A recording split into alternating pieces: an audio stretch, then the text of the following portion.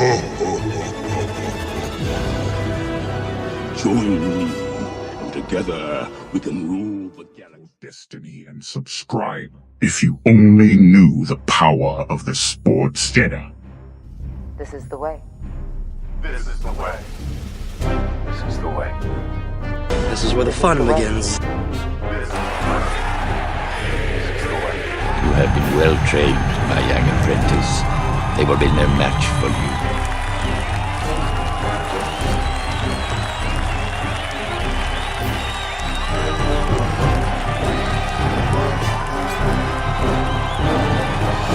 This is where the fun begins. Yes, Master. Rise.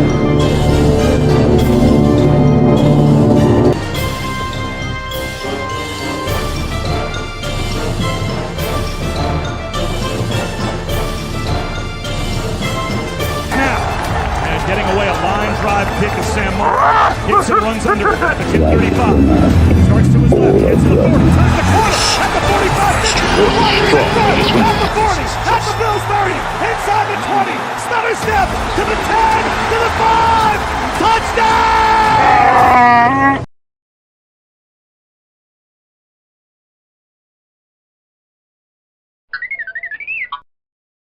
Subscribe. Only know the power of the sports Jedi.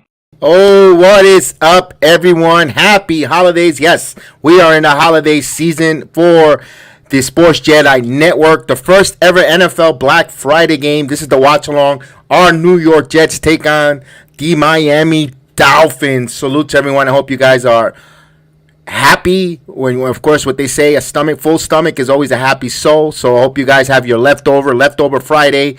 The Jets have this Black Friday game against the Miami Dolphins.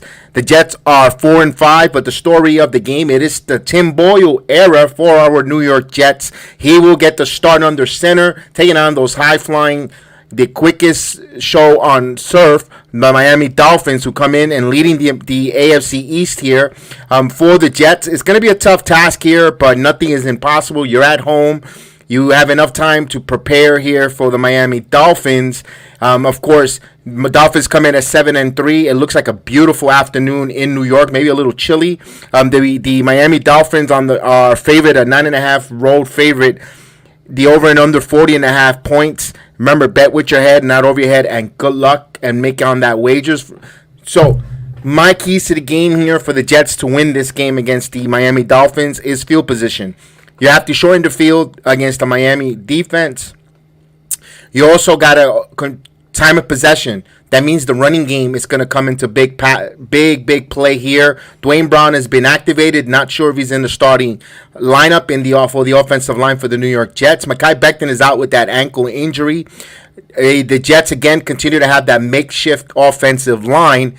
They have to give enough time for the running attack as well as the short passing game. Tim Boyle, 3 years in the system. He's got to be able to move the football and definitely show that he knows this offense.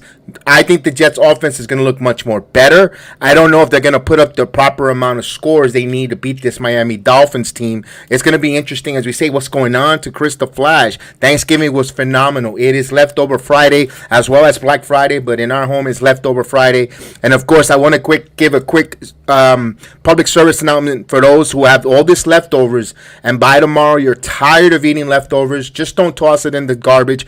Go to the dollar store, spend $3, get some containers or some styrofoam containers and pick up all your leftovers, and find someone who's less fortunate, who's homeless, who doesn't have for an ability for a hot meal. Warm up and just give that leftovers to someone. They'll appreciate it instead of going right into the garbage. That's just a quick holiday. That should be done every day, by the way, but just for this time of year, just make that quick service announcement. You can do that in my name. I don't ask for no super chats. For me, if you do that in your city or your town or wherever you hear my voice, to anyone who's less fortunate to me, that is like a big super chat in my name for my channel. I definitely would love to you to do that. Instead of throwing it out in the garbage, just find someone and just give it to someone who would eat it, who is hungry and will appreciate it. So that's a quick service announcement from the Sports Jedi Network. We really appreciate it. Thank you so much. So we got these Miami Dolphins team coming in here looking ready to go. My God, they're first in touchdowns, second in points, first in yards per game and also first yards per play. The Jets defense is going to have a handful. This is going to show us what this Jets defense is all about. They got to stop Raheem Mostert and pick your poison. Do you let Raheem Mostert run the football, or do you want to see Tyreek Hill, Waddle, and company catch passes throughout your whole up and down? It is going to be a fabulous game to see how the rock solid defense, this defense that has been the backbone of the New York Jets, go up against this high-power Miami offense with Tua Tagovailoa. Do the Jets pressure get to him? Do the Jets knock him out? I don't like injuries. I don't call for no injuries. I wouldn't be surprised if Tua Tagovailoa goes out with a rib injury. I hate to say that, but last time I thought that Tyrod Taylor was gone. I think this Jets defense, all in black, ready to go. Man, oh, thank you. We got Curtis, ace per head. Can't wait to see you tomorrow. It says no Hunt at running back. Big opening for the Jets. Eckenberg is weak. It's going to be a tough game. Touchdowns is going to be huge, brother. I think that's where Miami has the edge, Curtis. I think Miami has the edge because they're able to score touchdowns while the Jets are settling for field goals. That's what's going to separate. Now, it's a different quarterback. I don't know how much of a scouting report Fangio and company is going to have on Pat or Tim Boyle. I keep calling him Pat Boyle. I don't know what they're going to have on him. So hopefully, advantage New York. If I'm the Jets, they got to start off quick and got to score quick. Got to go up by 10 points because I think Fangio is such a good defensive coordinator that can make the right adjustments at the second half and steal a game from the Jets. Make the right adjustments. Only time will tell. We're only minutes away. Grab your snacks. Grab your refill. I have a mimosa today, so it's mimosa with leftover Fridays for me. Salud, chandala to everybody. Salud to everybody that's watching us here. We'll put some tunes on in a minute when we get to kickoff. Chef Dan will join us a little later as he's coming home from work. We're 9 minutes away. 9 minutes away. 9 minutes away from kickoff. Yes. There you go. Thank you so much. I appreciate it. Ace per head. We need to, if you're a Miami Dolphin fan, like all my cousins that are watching us that live in Miami, you got to check Ace per head. He is a dedicated Miami Dolphin content creator, coverage, also wrote, beat writer. The guy, Curtis, knows his stuff. My family members who are in Miami, check out Ace per head. He is a true Miami Dolphin coverage. You guys from Miami will enjoy it. I have a lot of family that are watching along with us. Salute to you guys. Happy Thanksgiving to all the family members there on the Facebook app. Salute to you guys. All right, we got a few minutes away. Now, when this change here at quarterback, I think this is the end of Zach Wilson as a New York Jet quarterback, in my opinion. I think his days as the New York Jet quarterback is over. Maybe he needs a fresh start. Going to another team that has low expectations, that are probably want to tank, and they'll bring in Zach Wilson on a flyer going forward. Antonio Garcia, happy Thanksgiving. Salute. You are the man for joining us. Thank you so much, Antonio. So for Zach Wilson, if he goes somewhere with a team that has expectation that kind of want to tank, will take a flyer on Zach Wilson, and he could turn things around and open up eyes and go, wait a minute, this guy wasn't really a bad quarterback. I think he could revitalize his career elsewhere, somewhere with low expectations. I think Zach could do it. You could see he has the arm talent, but just in between the heads or the moment, situational quarterbacking is not his strong suit. Zach Wilson, maybe if he has a stronger offensive line, but you know what? That's the story around the whole NFL, in my opinion.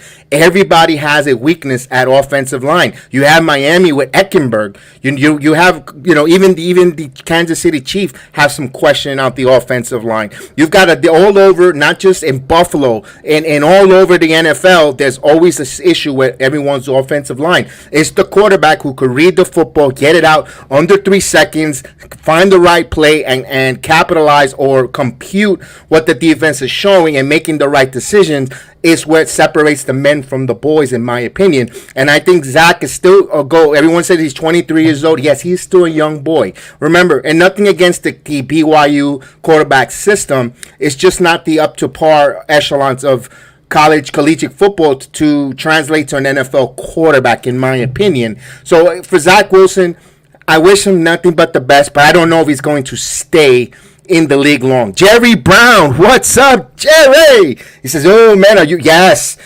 I'm not going to do the SmackDown, Jerry, but we'll be doing the Survivor Series because we got, as soon as this is over, I got a Nick game to go right into the Nick game, and we're not going to have enough time to lapse to go into the SmackDown. I'd love to do SmackDown. I miss it, but man, yes. Miles Bourne from the NXT will be wrestling WWE main event. Ooh, that's very good. Good job on Miles, Jerry. Definitely, I cannot wait to break down Survivor Series. I cannot wait. I hope to see you there. I hope I see your comment tomorrow night on the SmackDown, on the Survivor Series War Games. I got a whole great intro, a whole background. I can't wait I cannot wait to talk wrestling. It's been a week that we have not talked wrestling. And I would love to do the SmackDown, but we got the next tournament. It's a tournament game, so that takes a little precedent there. But I'll probably do a prediction video early on the wrestling. So we're almost a few minutes here before kickoff. It's always great to see Jerry Brown, of course, Antonio, Mr. Curtis, Chris the Flash, and many more that are joining us. Everyone joining us on the Twitter app, the Twitch app, the Facebook apps, the Facebook group pages, on Trivia and the Rumble app. I wanted to shout out everyone in the Rumble app who are just continuing to grow by leaps and bounds on that Rumble platform. Thank you, guys. I appreciate everyone on that Rumble app. Continue to share, continue to like. I'm sorry we cannot highlight your comments. The streaming platform is not interactive with Rumble yet. Hopefully they do. Hopefully StreamYard would interact with Rumble. Whenever you guys write the comments, we could bring you a part and make you part of the show. We are an audience participation show. We ask you to participate in the show. We highlight it. Although we don't encourage super chats, but we all more than welcome. We want to say, and we always highlight everyone's voice in the chat. It is heard. As like we say, salute to the one and only Buddha Namaste. What's up, Buddha? Hope you're doing well. Hope we see you. Definitely stick around for the Jet game, and we'll be doing the basketball, the first NBA New York Knicks Madison Square Garden in-season tournament game at home. I cannot wait to see that. How that court is gonna look. How those uniforms. I can't wait for this Jet game. What a double dose of sports for this channel to this evening when it comes to all the stuff that we got going on with basketball and football. Then basketball. My God, can someone pinch me? My goodness, if you're a sports fan, you're gonna love it. All right, so we're almost a few minutes here before the kickoff. Like you can see the enthusiasm and the excitement. Hopefully the Jets could get us a victory, or we can just get a really good competitive game. I don't care if it comes down to the wire. It's just something. Give me a competitive game. I've been through two terrible back-to-back, or three with the Chargers game of Jets, disgusting games. But you know what? I'm still here. This Jet team. I mean, my God, I've been with them. I can't abandon this team. Let's go. True gangrene here. Let's do this. So we're a few minutes away.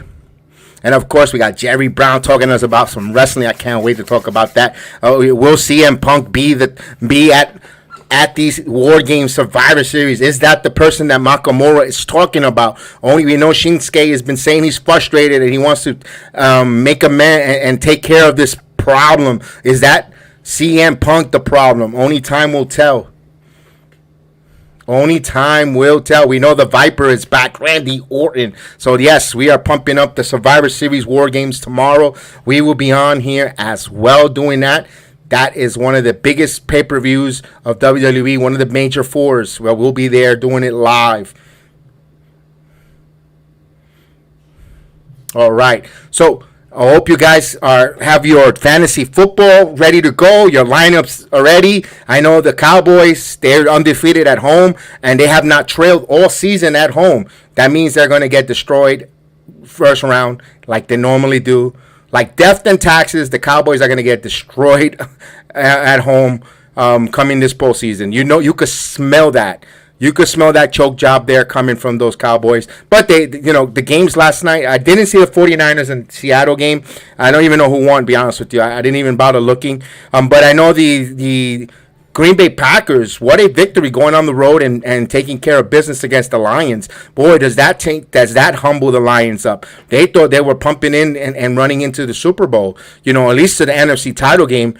And here comes Green Bay on national TV where everyone's watching. That was a big statement game for Detroit to put the NFL on notice. And Green Bay said, nah, not today.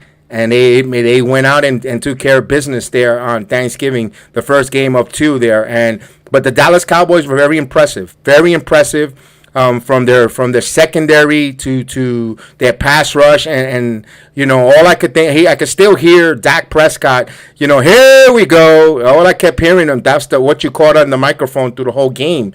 But boy, I can't. He's gonna be baking up tasty turnovers in the postseason like his stepbrother Josh Allen. Gideon, what's going on, Gideon? So we're about to start the first ever Black Friday game from JetLife Stadium. Of course, it's MetLife, but I like to call it JetLife. So they're in New Jersey. I thought for some reason this game was in the Hard Rock, and I was like telling everybody I want to weasel my way there. I want to go there, but it was in MetLife. So, okay, so that means Cousins, todo lo primo, you still got time to get my ticket for me to go to that game when the Jets hold down the South Beach. So I want to be at that game.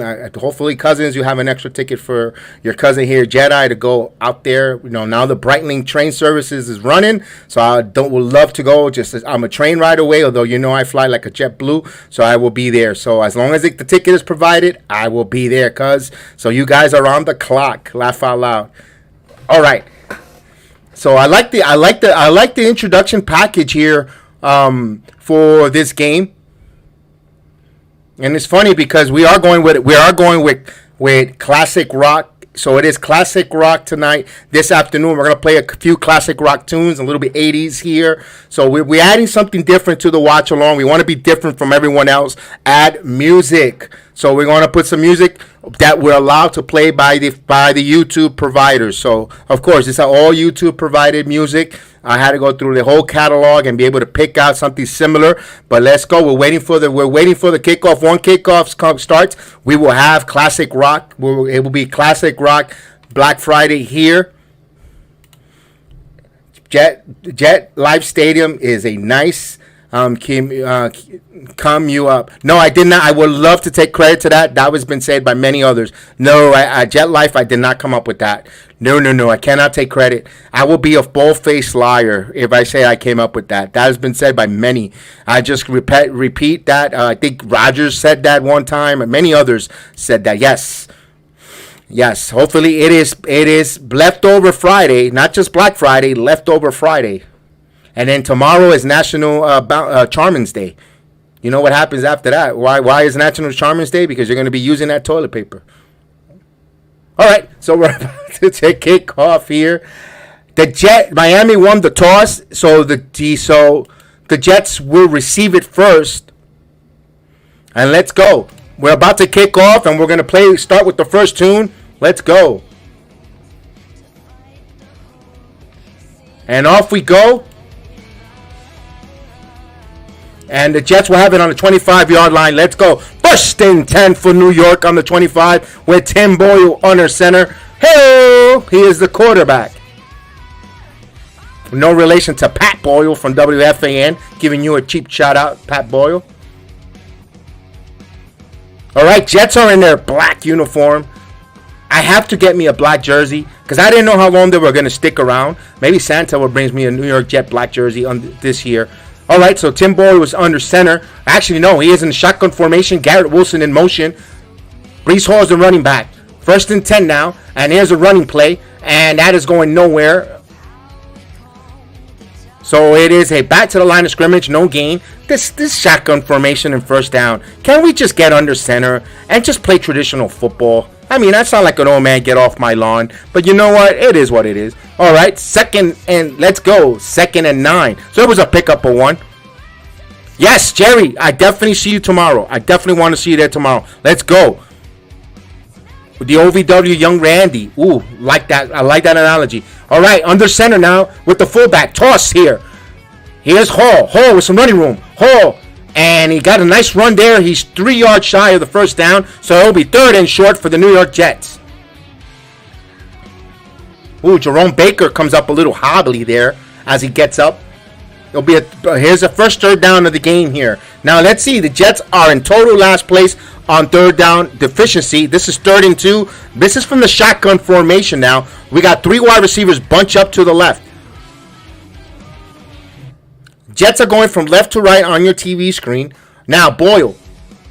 We got a free play here. A free play. Let it go. Rip it. And it's a first down. Let's see what it stands there. It looks like an offside. And it's a first down to Jason Brown-Lee. Guys, I've been telling you about Jason Brown-Lee for a long time. If you follow me week in, week out on these watch-alongs, I've been telling you, Jets need to activate Brown-Lee. He is a big target, a big safety blanket, especially in third down. The Jets look like they're going to get the first down here on that completion to Jason Brown-Lee. So good job there on Jason Brown-Lee getting that first down. Let's see what the officials say here.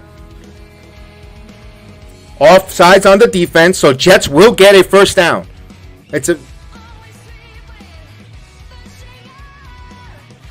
Now we see that Nathaniel Hackett is sitting on the top now, no longer at the sidelines, up in the booth there. As we say, what's going on? Happy Thanksgiving to Steve Feltlight. What's going on? Salute.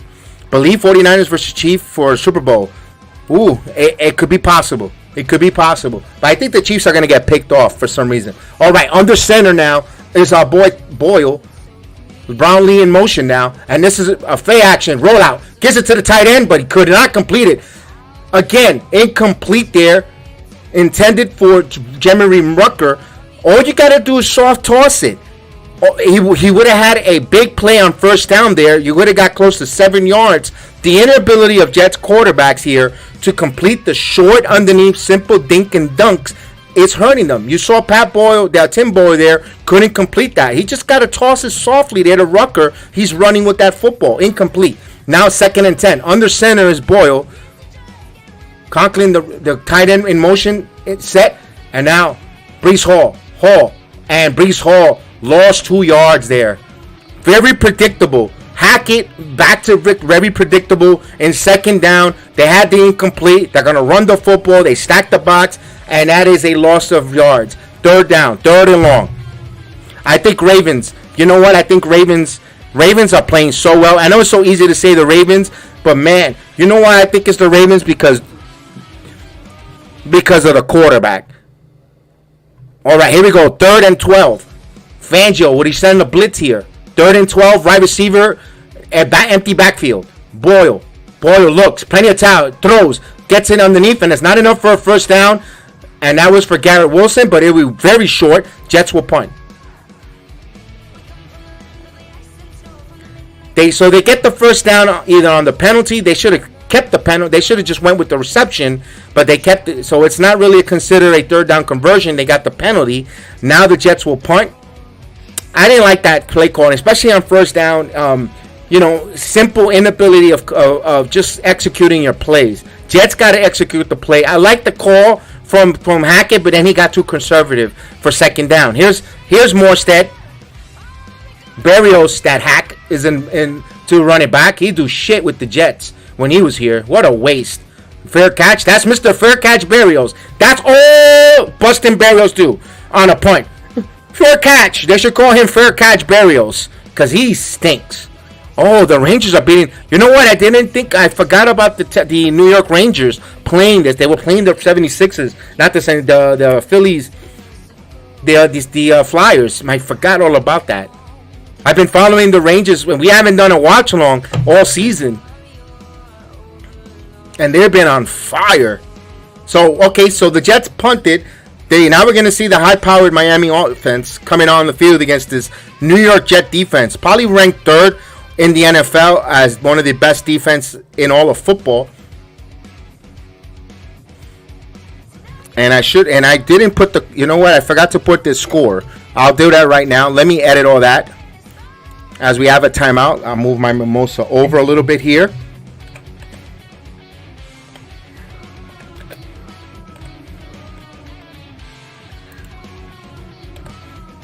All right, we'll put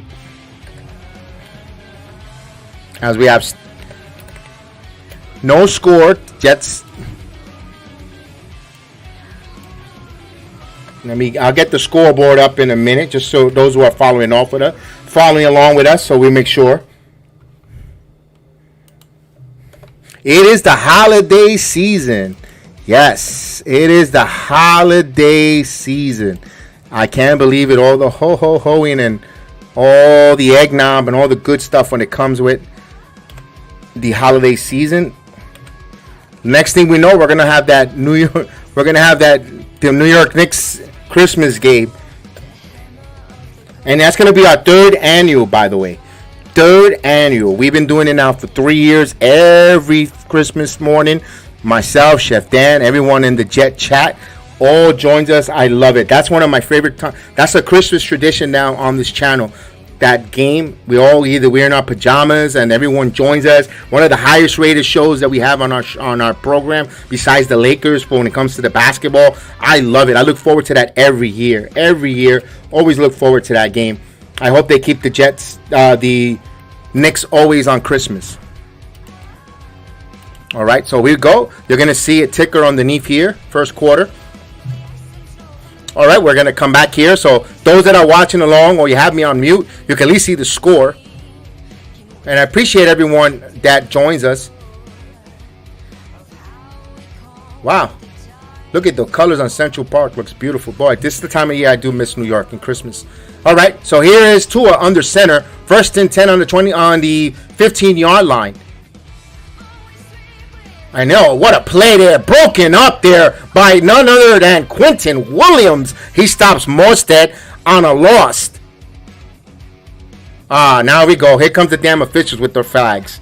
Come on, let them play. Here we go. It's going to be one of these games now. A flag fest. Personal foul, unnecessary roughness on the defense.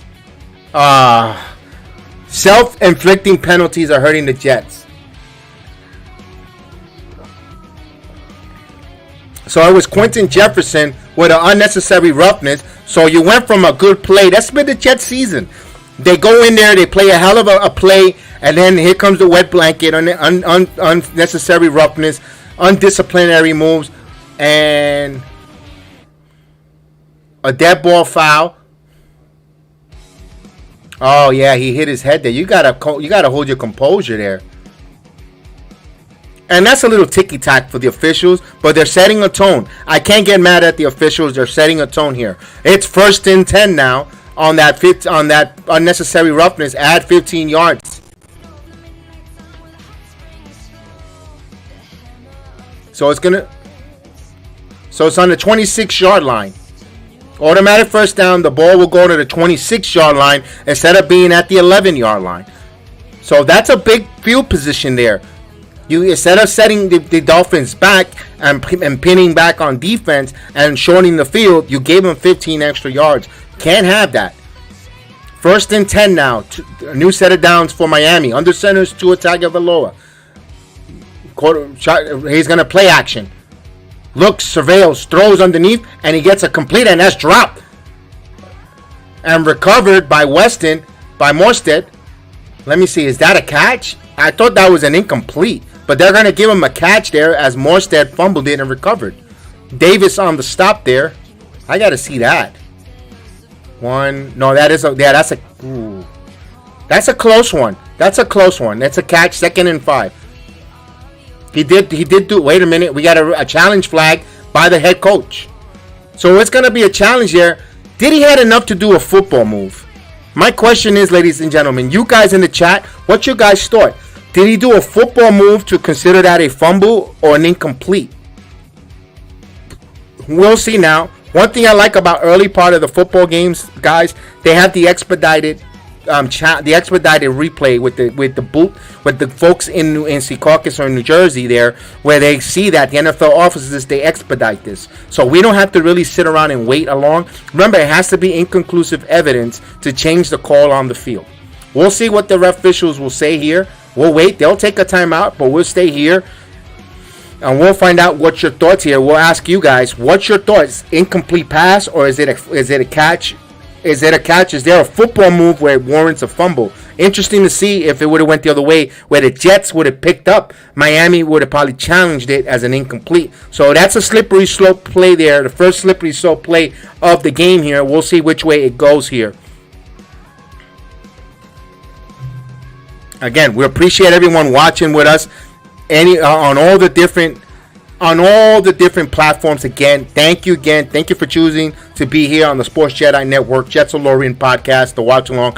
We thank you again. We really appreciate. We continue to grow. We want to continue to grow, and we need you to continue to grow. We need you to grow this channel, to help you grow this channel. We appreciate it. All right, so we got a timeout on the field here. Let's see. What's this? A big play here. Again, what bothers me was that Quentin Jefferson's penalty. I understand you got humiliated and pancaked there. You just had to get up and you know what? Get him next time, big boy. You didn't. I understand you wanted to insert yourself, but whenever you lead with the crown of your helmet, these officials are going to call that. You know, they're protecting everyone's from head injuries. You can't get into someone's face, crown of your helmet to helmet. They're gonna call that, big boy. That was a stupid penalty. Hopefully, Obrack or one of the line coaches pull him over and says, we can't have that. You know, we need you to play out there. You want to embarrass him on national television. You know what you do? You go out there and play. You go and stop the run or get some quarterback pressure. That's going to lead to the sacks, and that's how you embarrass the offensive lineman from that. Hopefully he gets his head in the game there. Hopefully that's his first and last dumb penalty that will hurt the Jets there. So we'll see here on this play. That's going to be interesting. If this is an incomplete, we'll wait. They're still on a commercial. We haven't had the official word on it, so we'll wait for the official word from the officials from the replay of boot. We're on a review, so Salah's reviewing this. So the call is reversed, ladies and gentlemen. So it is an incomplete. Oh, he didn't have possession of it. He grabbed and then good call. That's a bang bang play. I'm surprised. It could have went either way. I would have been surprised by that, but big there, 2nd and 10. So that is an incomplete pass here.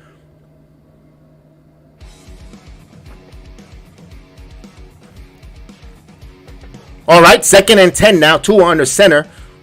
You got Mostert, the running back, in the backfield. 2 wide receivers.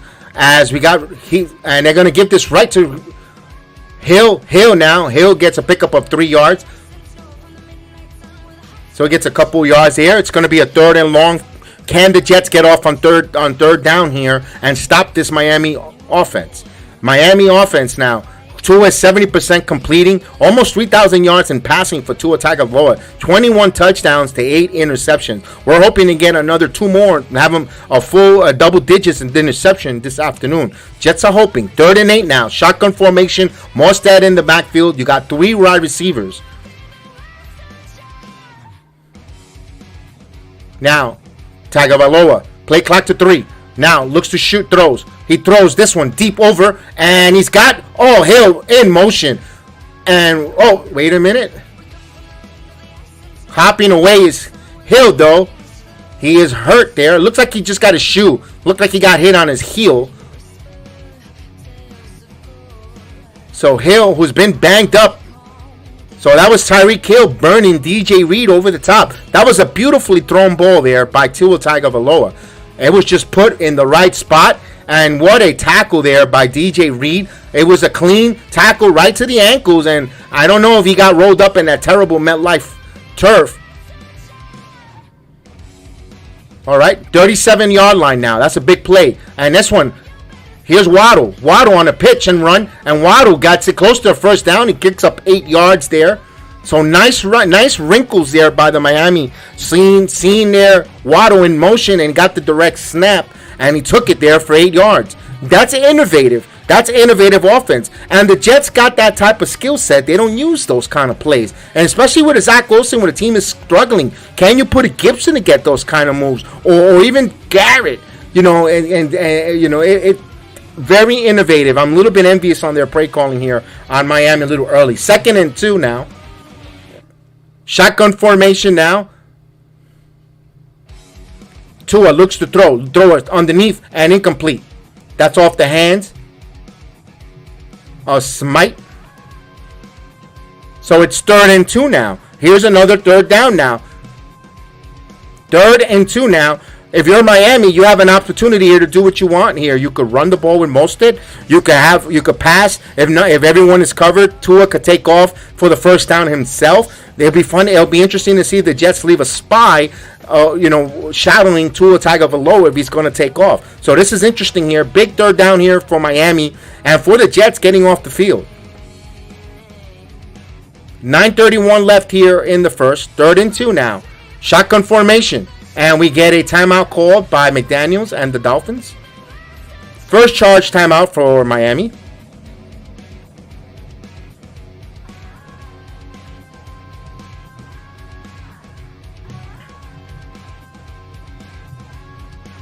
All right, so Tyreek Hill is back. Just keep an eye on Tyreek Hill. He taped his ankle up. Of course, this field in MetLife is atrocious. I think it, to me, is the second worst field in the NFL, in my opinion. I think this is a really bad field. I would love them to change over to natural grass, but we had this conversation many of times here. Not because Aaron Rodgers got hurt, ladies and gentlemen. It's because what has happened before. The 49ers years ago complained about this field. There's been a lot of players, organization and teams have mentioned so much negativity about this MetLife field and stadium that there's a body of work. Is not because of who got hurt, is when they're getting hurt. All right, so here's 3rd and 2 now. Hill in motion, quick pitch to Hill. Hill's got some escort in front, first down and more. Hill continues to run, and they're in the red zone. First down, a new set of down. So this ball is around the 13-yard line. 1st and 10. Miami could still get another first down without getting a touchdown. So Miami quick. They get the ball, and Tyreek got the ball immediately. Boom, and yards after the catch. And, of course, look at the way the Miami offense just escorted him down. There is some quick and elusive offense. It makes the Jets look like they're in caveman. They're in the darkness retreat with Rodgers. 1st and 10 now. Shotgun formation. This is around the 12-yard line. And now he's going to give it to Mostert. Mostert with some blocking in front. And he picks up around 4. And that's the big difference. You see how the Miami offensive line, they're all moving together. They're moving in cohesive. They're working like a freaking unit. While the Jets offensive line stand there with their thumb in their rectum. I never seen so different contrast. What's going on to our #1 draft pick? Salute, pal. Salute, salute, salute. Yes, I'm enjoying these days off. Yes, I am enjoying my days off from my 9 to 5. Dolly Parton, yes. Yeah, I saw Dolly Parton there at the Cowboys. That's the only thing. My God, she resembles the last time they won a Super Bowl, probably. Here's a run, toss. Oh, he had to stop there, and Mostert, good job there picking up 2 yards. He almost got stopped in the backfield. So here's another big 3rd down. Big 3rd down. You know what Dolly was trying to play, was impersonating Debbie. Yeah, Debbie the cheerleader. Debbie the Dallas cheerleader. Yeah, you know about that, Steven. You know about Debbie and Dallas. Oh. All right, here we go. All right, enough with the dad jokes. Let's get right back into this. 3rd and 3. Big 3rd and 3 now. He's going to empty backfield. Looks to throw. Looks. The pocket is clean. That's time. He's going to try to take it himself, and he got stopped by Whitehead. And they're going to be short. And could the Jets hold the Dolphins to a field goal? Let's see what McDaniel's going to do here. He's about 2 yards shy of a first down.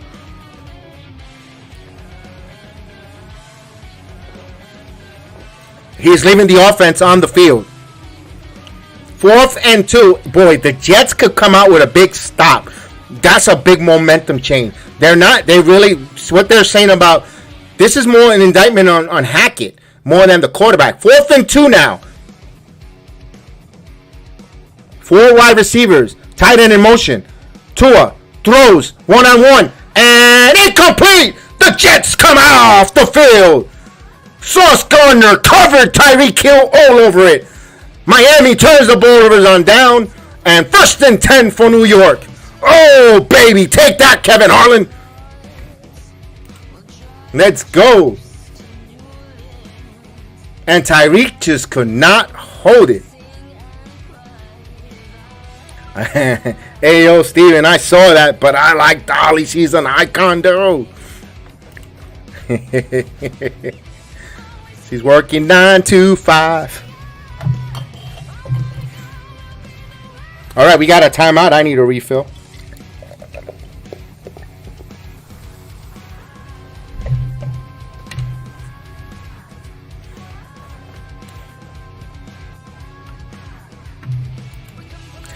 I remember when Super Bowl started at 3. I know. Remember, this is what the time. This is when Super Bowl used to be. This Black Friday game. A little bit. You know what, Steven? This is more of a throwback. I'm glad you mentioned that because now you piqued my memory where they used to start at 3 o'clock, and this Black Friday game is a throwback to when the Super Bowl started at 3. You know what? I really enjoyed that. Good call on that one. It's true. Super Bowls used to start at 3 o'clock for all you younger generation guys and gals that are watching. It was at 3 p.m. and you got to see the game. It kind of gave you that afternoon to early evening, and it was very much fun there. I think they haven't. I think that was what 80. I think the Giants Super Bowl was at 3 p.m. The '86 Giants Super Bowl. I don't remember. I think the '87 or '88 was the last time they went to prime time. Steven, if you remember, because I know the 1986 Giants Super Bowl was at 3 p.m. That I did remember.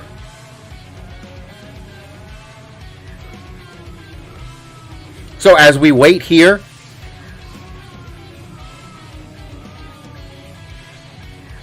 what a big situation. Now, if you're the Jets, oh, you know what the juggler would, you know what would be exciting for us as Jet fans?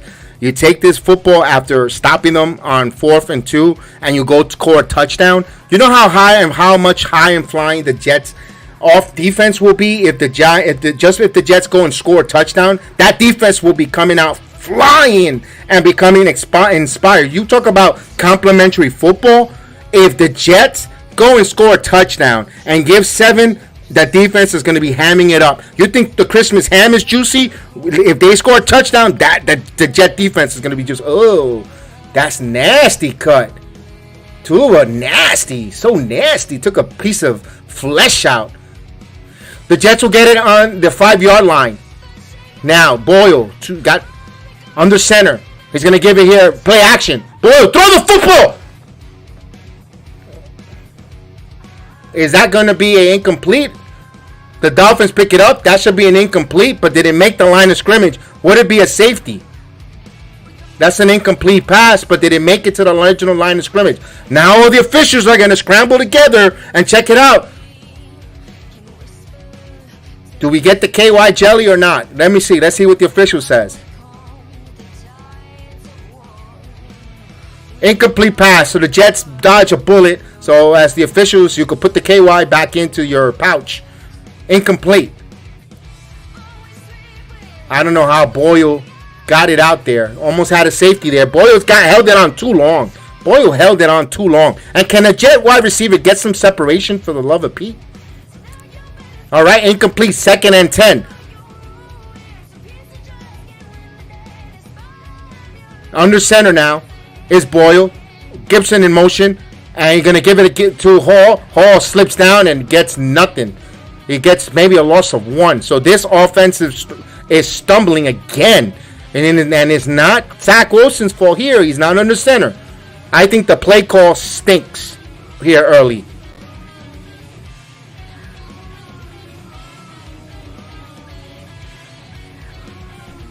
As 𝑃𝒺💺, they show the defensive coordinator there.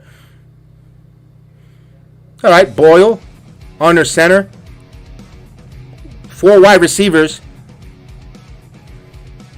Let's see if they could convert on 3rd and 10. Boyle. Back to throw. Throws underneath to Conklin. Conklin. And he picks up 8 yards. And at a 4th down, they're going to punt. So here's a punt. What's going on, Mafia Sports Report? It's in the chat. Salute to you, pal. Happy Thanksgiving. Happy leftover Thanksgiving. Happy leftover Friday to you, my friend. 4th and 2 now. Now, you can't go to sleep on the Jets. I will not tell him to throw the football because Morstead was the reason why they got a touchdown. He actually got them going last week. But no, here's a punt. You got to punt this ball away. You can't play. You can't get cute. Now, here's the punt. Morstead. Berrios. Fair catch, Berrios.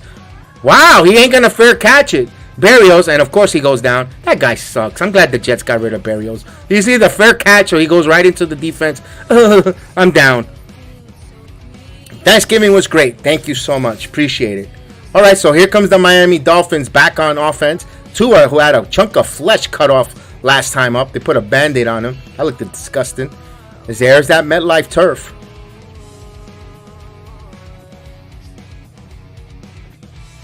So the Jets stopped them, but you can't go to the well too many times if you're Jets defense. You gotta score. You gotta move the football, ladies and gentlemen. All right, here's Tua Tagovailoa. Here we go. He is in the shotgun formation. Mostert in the backfield. Here's a pitch. And he'd get pickup of 2 yards. Solomon Thomas. That was Wilson Jr. on the run. It might have been the cleats, but I don't think they use metal cleats in football and on this field. I think they're the plastic, but still, neither the left. That was a nasty looking cut there. All right, so that's a pickup of 3, 2nd and 7. Whenever you see white flesh and discoloration is when the flesh is open. Yeah, that got to burn. 2nd and 7 now. Shotgun formation. Tua. Fakes the handoff, stepping up, throws, wide open is the tight end and gets a first down. Smite, the tight end, gets a first down, picking them apart.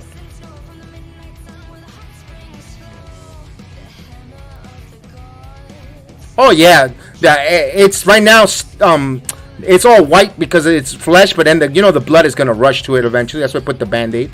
All right, so that's a first down to Smite there, who's open underneath.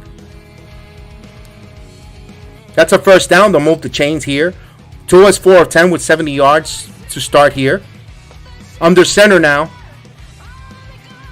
Now, Tua, get a man in motion. Smite, and he pitched it here to Wilson. Wilson now has a nice run. Wilson got 10 yards. He picks up close to 14 there on first down. So that's a first down there. Nice run there by Wilson. Miami will move the football. Again, if you're the Jets defense, you can't keep relying them to pitch a shutout every game. The offense got to get 3 and out, and they got to keep their offense on the field and give this Jet defense a chance to recuperate and catch their breath. They went on a big stop, and you're asking them to do something again. So now here, ball on the 29-yard line. Now here's a pitch, Wilson. On the outside, Wilson picks up 4 yards there, and that's Mosley on the stop now. So good job there by C.J. Mosley on the tackle. That would be 2nd and 6, 4 yards on first down. So boy, the Jets are only averaging 2.4 per play. Oh, my goodness, and they're only averaging 1.5 yards per rush. They're not getting any push whatsoever. Thanks, I appreciate it. And we're in a luxury box in MetLife. Now, he keeps it. Tua throws this one. Hill wide open by underneath. And Tua close to a first down there. He'll be 2 yards shy, so it'll be 3rd and short now. So here's another big 3rd and short play for Miami. So while you see Tua there, he's checking down. He's checking all his different options. And it's a safety blanket. He had Waddle, and then he looks. They could have gone to the tight end, but he went wide to Hill, and Hill got some positive yards on there. So pick your poison there if you're the New York Jets. So here's a big 3rd and 1 now, but 2 in the shotgun formation. So Miami not showing any power running, but why not if they got all those weapons? Here's Hill in motion, and he keeps it. He throws it underneath and incomplete. So he was trying to go to Schmite there. And Mosley on the coverage. Here's a 4th and 1. I thank you. Appreciate that. And Steven says NFL players hate MetLife. Yeah, I think that's the second worst stadium in the NFL behind Cincinnati's. I think I wouldn't be surprised if even MetLife is the number one on some players' repertoire. So here's a field goal. Let's say Miami goes for it again. No, they'll take the points. You can't get cute. Take the points. So here's Sanders, 38-yard field goal attempt. It's good. Miami has a 3-0 lead here, so they get on the board. What else is new? Jets playing from behind. Once again, the Jets defense, they hold the team for field goals while this offense continues to be in neutral. Now, all I heard is how Tim Boyle knows the offense. He's been doing this for 3 years under the same system. He knows all the verbiage. He knows all the hand signals. He knows all the commands. He knows everything. But what he doesn't know is how to pick up a first down. He knows everything but moving the football. And when is it going to be on Nathaniel Hackett now? We were getting on Zach. And I understand it's only his second. This is going to be his third offensive series for Boyle. You gotta show me something, pal. Especially, you know what? I'm attacking Hackett here because your defense just stopped them on 4th and 2. You got off the field with no points, and then you showed us that crappy offensive sequence, and now you ask your defense once again holds them off the field for just 3 points. You're fortunate. You could easily be down 21-0 or 6-0. You're fortunate right now that this Miami offense hasn't really punched in any points, or this game could have been out of control already. When is Hackett going to change his stubborn ways and utilize or make an offense to what the talent you have on the field? You saw Miami kept it simple. You got Gibson, you got Wilson, you got Lassard, you got guys that you could be innovative where having them moving in motion, put men in motion, make guys uncomfortable, make the corners, the safeties move around, pitch the ball to some of your wide receivers to run and pitch and run. You're giving me a lot of vanilla, and there's nothing wrong with vanilla ice cream, but sometimes you need to give me a little swirl, a little fudge, a little chocolate sauce, or a little strawberries or some sprinkles. You're not giving us nothing. You're giving us vanilla, and it's becoming very blah. You got to show us something, Nathaniel Hackett. You got to show us something because this defense is out there playing their rear ends off, and they continue to do that week in, week out. This is 12 weeks of great defense where the offense continues to give them nothing. Listen, Thanksgiving passed already. The offense already gave the bird out. They already gave us the bird, gave the defense the bird. Now it's time to start playing and starting to give some presents out. Let's go.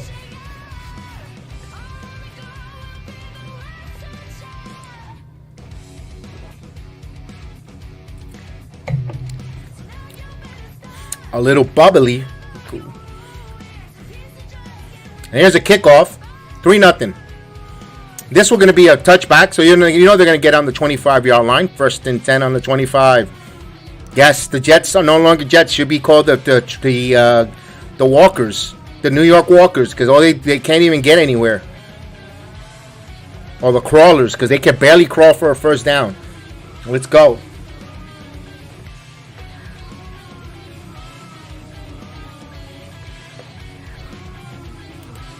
As we continue here, classic rock. Let's go. Boyle under center. Boyle pitches it and fumbles here by Hall. Hall now redirect and he loses yardage. A 6-yard loss. Again, when things could go wrong, can go wrong. That was another one for Hall to grab it. You know what? Try Izzy out of Bakanda. You know what? Change the court running back. Let Hall sit. I'm not saying benching him. You know what? Go. You know what, Cole? You talked about you want carries, you want opportunities, and you can't even catch a pitch. Give me Bakanda, who's hungry, and let me see if he could change the direction and run the football. Just for a couple of plays. Here's 2nd and 15. Now, toss, and he gets a nice play there to Wilson. Pick up a 6-yard, a short gain. It makes it now 3rd and 10 now. So they get back to minus yards there. That's a gain of 6, so it'll be 3rd and 9. No, I don't know. Brees Hall just dropped that. Like, very disinterested. He doesn't look right. It didn't look right. No, he did not look right. Looks disinterested. You're disinterested. Sit down. Give someone hungry on the team. Like Izzy Adebakanda. He wants to get paid. He just got to the league. He wants to stay in the league. Put him in. Here's Wilson in motion. Now, shotgun formation for Boyle, and we get a whistle. And we get a false start on the offense. Oh, God. It's like they didn't do nothing positive. Every time they do something positive, comes back with a nonsense penalty. A penalty on the offensive line. Brownlee with a false start. Either false start, holding. My God. I haven't seen much yet, Tommy, about Boyle to really give an assessment. I don't know if it's him or it's the play calling. I need a half. Ask me that question at halftime again, and I think I'll give you a better assessment of Boyle. As of right now, it's too early. This is third or fourth offensive sequence right now, so I can't give you too much. I don't know if it's the play calling that's terrible or at least he's getting the football out. So I gotta see that a little more before I attack him and give him the eye of my venom when it's, I don't know if it's either, it's him or is Hackett calling the play. So as we get to the second quarter, let me fix this here on the ticker. And the Jets are only lucky to only be down by 3. I'm going to say that myself as a Jet fan. They're only lucky to be down by 3. This could be easily 17-0 or 21-0 or even 10-0, 7-0, 14-0. The Jets defense have held them and done well when they needed to, but it's just this offense. Right now we're getting another offensive sequence where it's going to sputter and do nothing. Months ago, they had an opportunity to get better quarterbacks. The minute Aaron Rodgers went down with his with his Achilles, there was better options. Any better options from anywhere, from Dobbs, from Wentz, from even Matt Ryan, if you would have called them. The names were out there. Now, it's just too late now. Everyone wanted Flacco back. Oh, God, no. I'm glad they didn't go with Flacco. I couldn't stomach it. Yeah, right, yeah. Even Barkley now he's with the Jets. With the Giants. Barkley, you had some good names out there. Dobbs, who went for a 7th round pick. Although that is that's ridiculous history or luck. Not luck. No one thought if Dobbs would have came to the Jets, he was going to turn out what he did for Minnesota. He's in the right place at the right situation. He was very impressive for the Cardinals, but maybe because the Cardinals had no expectation, he was playing loose and freely. I don't know if Dobbs would have translated to the Jets the way he's doing with the Vikings. I don't know. That's the big mystery. I know everyone goes, well, for Dobbs. Yeah, but I don't know if Dobbs would have made it the way he did out there for what he's doing for the Vikings. Dobbs is another one. Like, damn, how did he get just out of the grasp of the Jets? Jets and the Cardinals would have made a better trade partner than sending him in the NFC. I think that would have been a better move, but they didn't even contact or call. So makes you go figure. And you got Trevor Siemian, but Trevor Siemian, everybody wanted Trevor Siemian to be the starter here over Boyle. But let's see, 3rd and 15. Let's see what Boyle does here. Shotgun formation, 3rd and 15. Will the Miami blitz? I haven't seen much blitz here from the Dolphins. 3rd and 15. Now they rush 4. Boyle dumps it underneath the Hall. Hall immediately gobbled up, and Baker on the stop, and that will be a punt. Terrible sequence of offense here, of course, by penalties themselves. So now they will punt now. I saw on the other Jet podcast, a guy said that most Jet content creators thought the Jets messed up by not getting a backup to start the season. Yeah, and here's a punt. And they're correct on that. Here's Berrios now. Berrios, 20, and he goes down on the 40. a little 18-yard pickup. So that's like one of the big things you're going to get out of Berrios. What the Jets fail to do, if you're going all in, and when I agree with the content creators for the Jet podcasters, if you're getting a quarterback in Rodgers' caliber, you should have got yourself a backup quarterback who, just in case he goes down, step in and you continue to go. It's not Rodgers, but they wanted to have their cake and eat it too. I've said it many a times.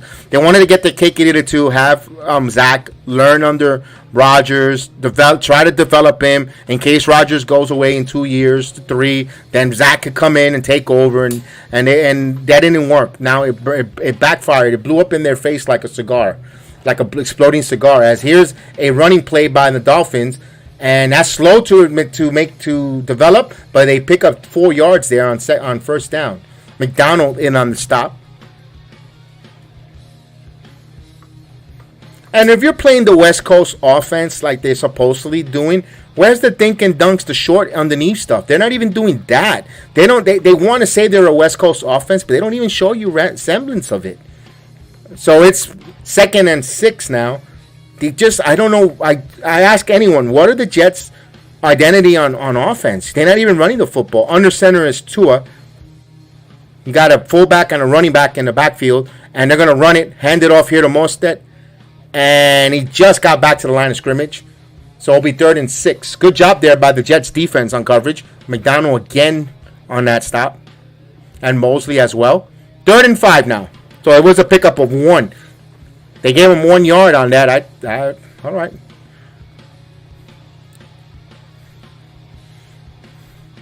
Good job on McDonald, who fell and got back up and got back on that with Mosley helping him there.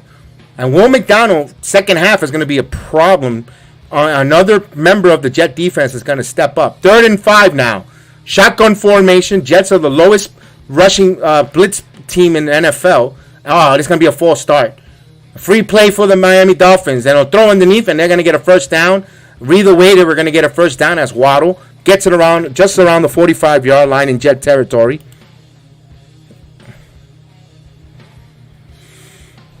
No, there ain't nothing doing with the offensive game plan. No, they need to take more chances. Boyer isn't the guy to take the chance downfield. Boyer doesn't have that arm. So now that was with Wilson. If they didn't do it with Wilson, they're not going to do it with Boyer, Tommy. I'll be surprised. You know what? I'll be surprised. But although they might need to do that on one of these plays, on one of these offensive sequence, just take the field, take the throw downfield, see what happens.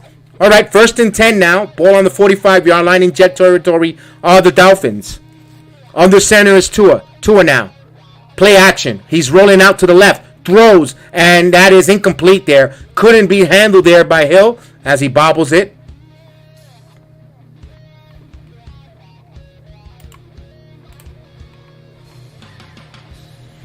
All right, 2nd and 10 now as the Jets trail 3-0 here.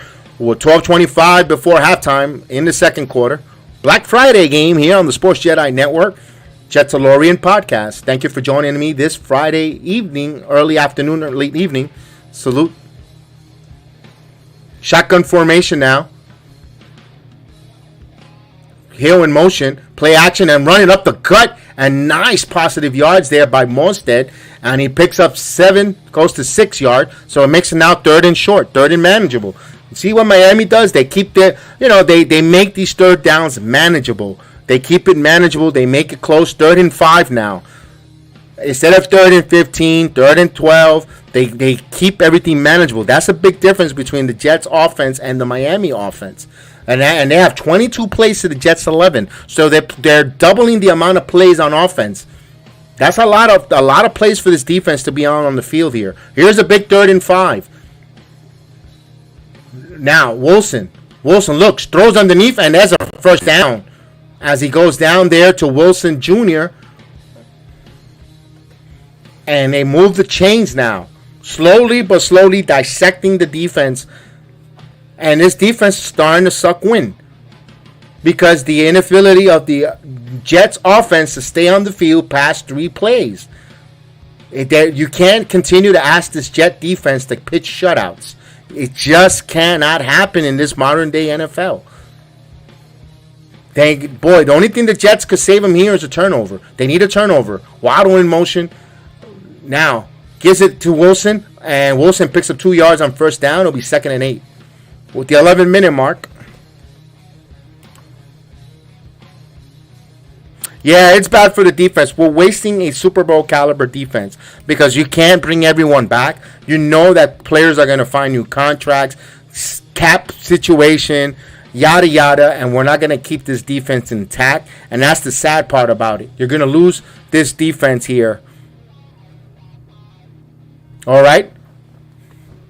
2nd and 7 now.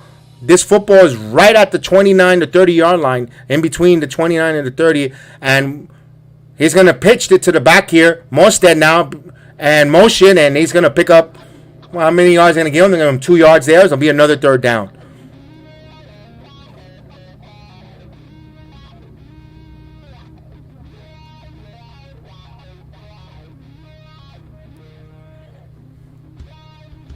That was a good stop there. 3rd and 6. 3rd and 6 now. 8 plays on this drive for 32 yards, but they have the football for 4 minutes and a half and counting. That defense is going to be sucking wind. It's a big 3rd and 6 now. Asking the defense again to try to get off the field here. 3rd and 6, shotgun formation. 3 wide receivers. And we have a timeout called by the Dolphins. That will be their 2nd, so they're down to 1 more timeout now.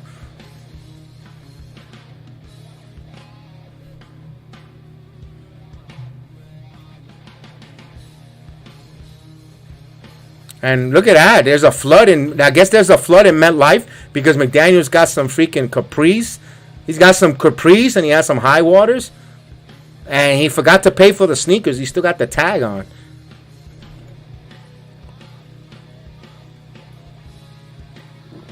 Hey, he's smart. He's going to return them as soon as the game is over. As soon as the game is over, he's returning them back to Target. He says, I want a refund.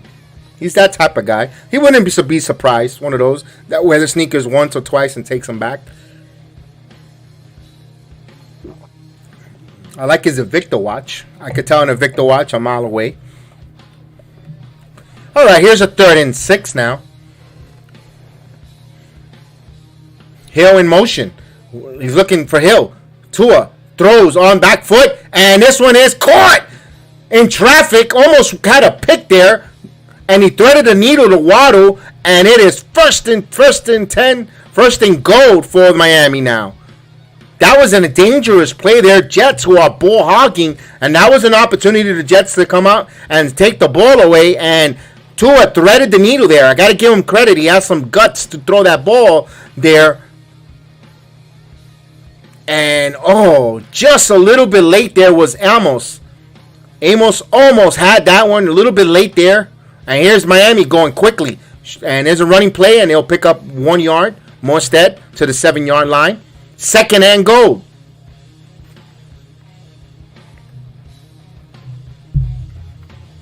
Yeah, we would have broken that up or taken that away from the man. But that was a good play there. That just, a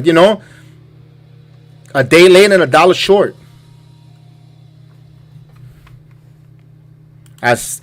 Can we stop showing Salah on the sideline with that dumb look like he's lost in space? Like here's a 2nd and goal. And they're going to throw this one, and that's a touchdown. Bad open tackle, and that's a touchdown. That's the game right there, folks. Early in the game. It's only in the 2nd, but that's it, baby. I don't see this Jet offense coming back from nothing. From down by 10? No way.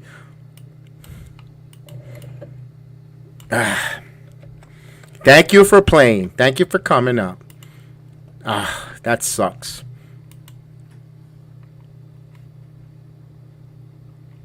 Yeah, they always go to... Yeah, why not? You got such a prolifical player. Who's that, Hottie? His girlfriend? And he kicks it through. 10-0. Oh, now you say you hope is his wife? I mean... Either that or there ain't no trick-or-treating. There is no ho-ho-ho and Christmas for him if it isn't.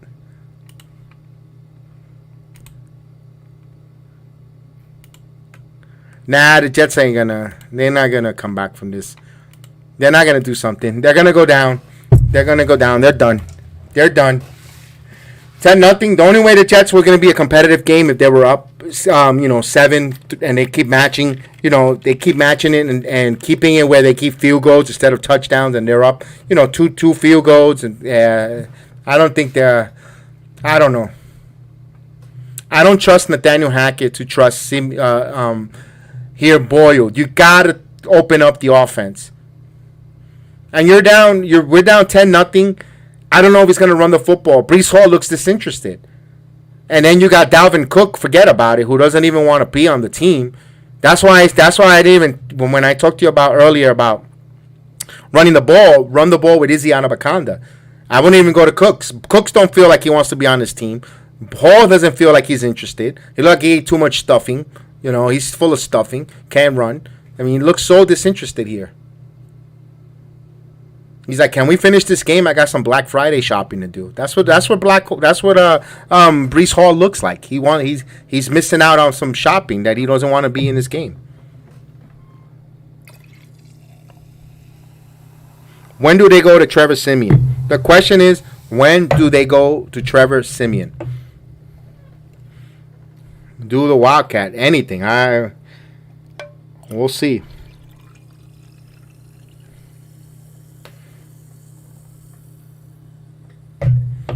And the Jets got to show us something. This is the first ever Black Friday game. You're going to get blown out here? I mean, come on.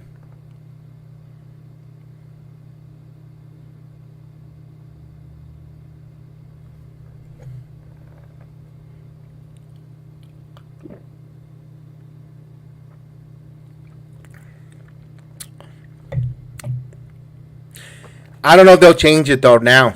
If they do a quarterback change, Tommy, it's going to be a halftime. Trevor Siemian, they're not going to do it now. It took them 12 weeks to change Zach Wilson. Actually, it's a mimosa. It's a mimosa. A little of the bubbly. A little bit of the bubbly today. Nothing hard. I'm nice and light today. A little bubbly. It's not 5 o'clock yet. They're going to show Tyreek. I guess his wife now.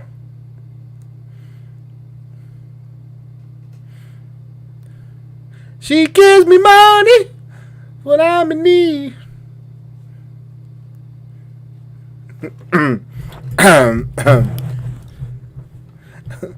He's saying she a gold digger. All right, let's get ready to go. I should play that song next year, right?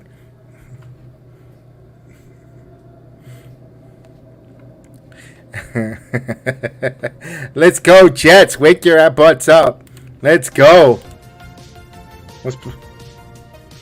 Cooks doesn't want to be on this team. Let's go. Let's take on me. Let's go. Here's a running play. Hall with some space. Hall breaks this down. 9, and he gets a first down, and he goes out of bounds. So they get a first down here. Pickup of 11.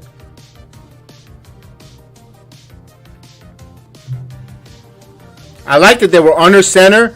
Misdirection by Rucker. Rucker gave him a good block, but although he missed it, he should have gotten 21 there. But good stiff arm there by Hall. Can the Jets answer with a touchdown here? 1st and 10 now for the New York as they go on the shotgun with Boyle. Wilson in motion. 318. On bad snap. Throws, and this one batted in the air and almost intercepted there. Not even that could be smooth. They got to make everything so rigid. That was a quick toss to Garrett Wilson, and that was rigid. My God. The Jets offense could ruin a wet dream. 2nd and 10.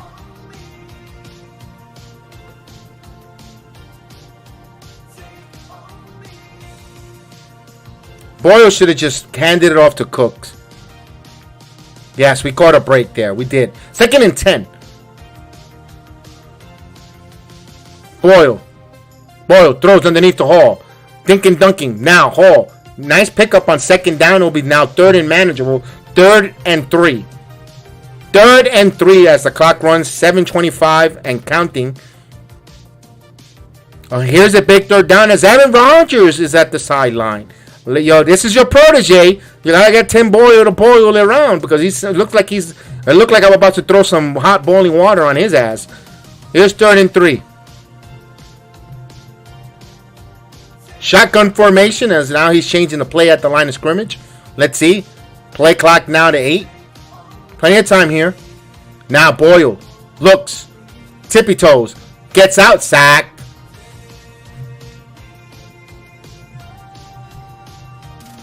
And of course, Miami Dolphins doing the bird. Williams. That was Wilkins with the bird, doing the bird.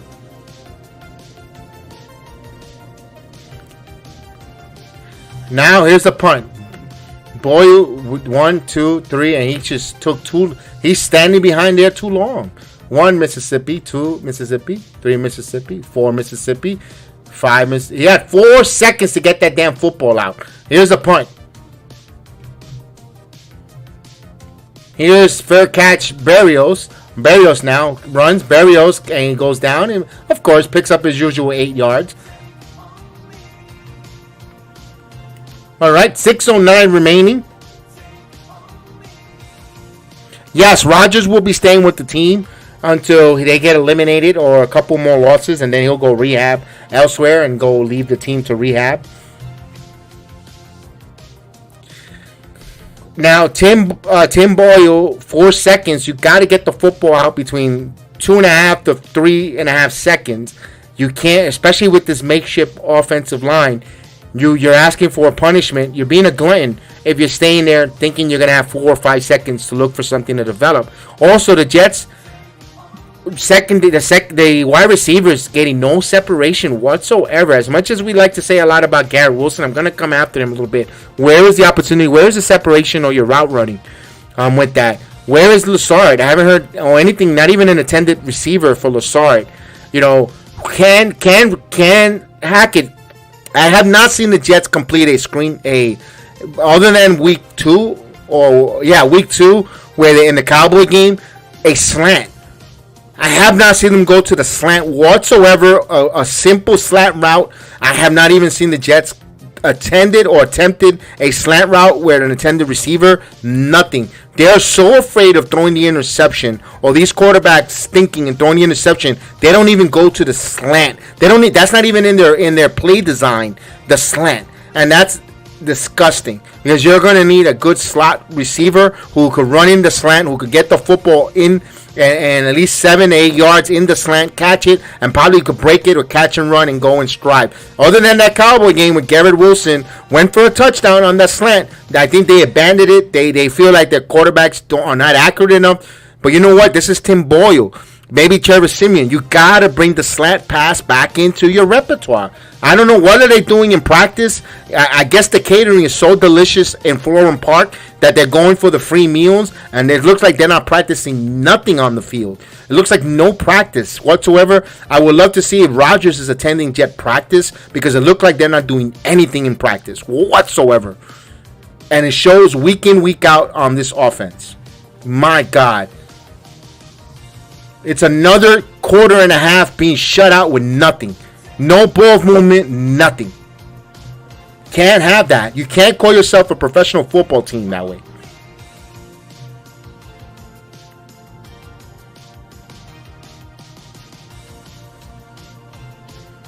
All right, now 1st and 10 for Tua. Shotgun formation. Miami trying to blow this game open here. They're up 10-0. They're trying to go up 17. Here's a running play by Wilson. Wilson runs the football. This is a good sequence for Miami to start trying to run the football, in my opinion. If they want to establish the run here, they're up 10-0. They could score at will on the Jets. Why not get into some good habits, especially building blocks for the long stretch end of the season with the running game? You know what? I would try to make this a conscientious running attack. I will make this a running attack for them. As we see that Tagovailoa in the suite there. All right, 2nd and 4. Under center is Tagovailoa. And we got a man in motion. And there's a play action. It's going to throw in the middle and wide open. Jaden Wallow. And he gets a first down. This is again. Look how easy in the slot. Rodgers acts like he's making a difference being on the headset. Yeah, he's not, because none of the play calls or anything. I would love him to get a little animated. He's trying to get back to the practice field December 2nd. I mean, my God, I don't know. They got to win, because they got to win this game if they want him to be back here. 5-5 looks better than 4-6. Here you go, shotgun formation as he's going to throw this one to Wilson on a pitch. Wilson a full toss, and he gets a nice pickup there of 3 or 4 yards. Second down.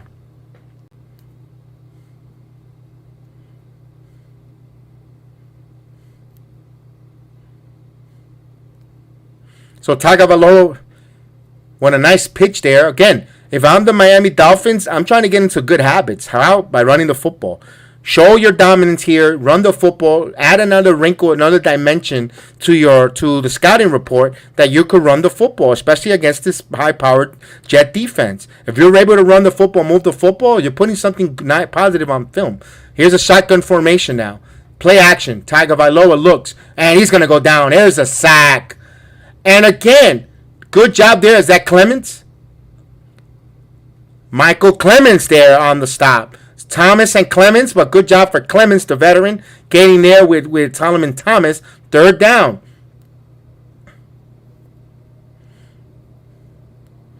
Keep working, fellas. That's a huge sack.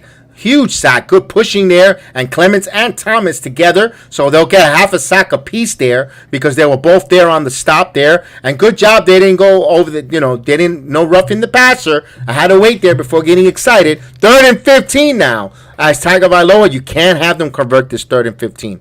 Tagovailoa looks, pressure, throws underneath here to Wilson, and he gets stopped.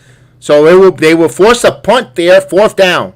Good job on the Jet defense. Quincy Williams on the stop there. And Miami will punt.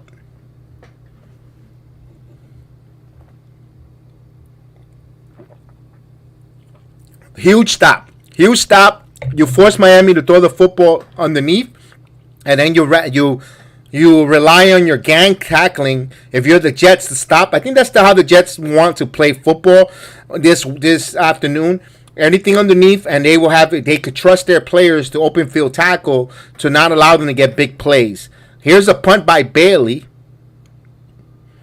Gibson in the backfield to retrieve the punt for the Jets. And Bailey gets this off, and we might have a penalty there. Ugh.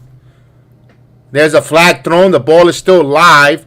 Why is Gibson doing? Barely down on the ground, so that's going to be roughing into the kicker. I don't know if it's going to be the 5-yard or the 15-yard priority. We'll see. 4th and 9. That's going to be 15 yards on Charles. Not a good one. That's going to be a 1st down for Miami.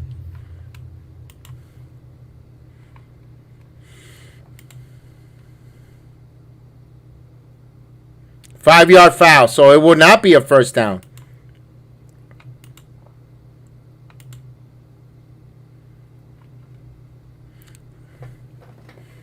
Only get 5. And that's Charles. Charles, who's been playing well. He's a gunner on the Jets, a wide receiver gunner who is a really good special teamer. I'm surprised he's actually attacking and going after the punt. Uncharacteristic, but they deny the penalty, so the Jets will have it. So Jets were fortunate there. They didn't make them re-kick it. So this is going to be the Jets' 16th play here. They have not done nothing. A touchdown here will change the whole vibe of the game right now. It's a 1st and 10 now with Tim Boyle under center. Now you got Dalvin Cook in the backfield. False start. We get a false start on the Jets. Here we go. Might as well punt it. Full start. Offensive line. 65. Move them back. Newman. Punt. Because whenever they have a stupid penalty on 1st down, that drive never goes anywhere. We might as well just punt. Get Morstead out there. Punt the damn football. Jesus Christ. This is ridiculous. This is ridiculous. Shotgun. First and 15. So what that did is scared the Jets for being under center. They went to the shotgun. Now, he throws underneath there. Nice job for Brown Lee. And Brown Lee's close to the sticks there. And he is 3 yards short. Jason Brown Lee, they went to the slot. Again, what was I calling for, ladies and gentlemen? Throw the damn football in the slot. They got Jason Brown Lee. Look at all the yards you got, though Miami was playing a little cushion there. 2nd and 3 there. Now you could run the damn football.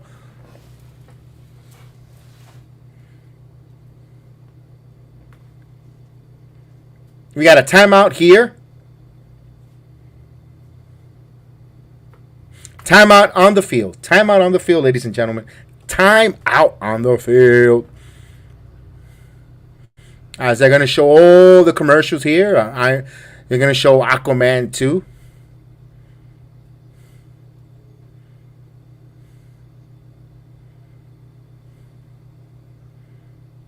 He has a child. Huh.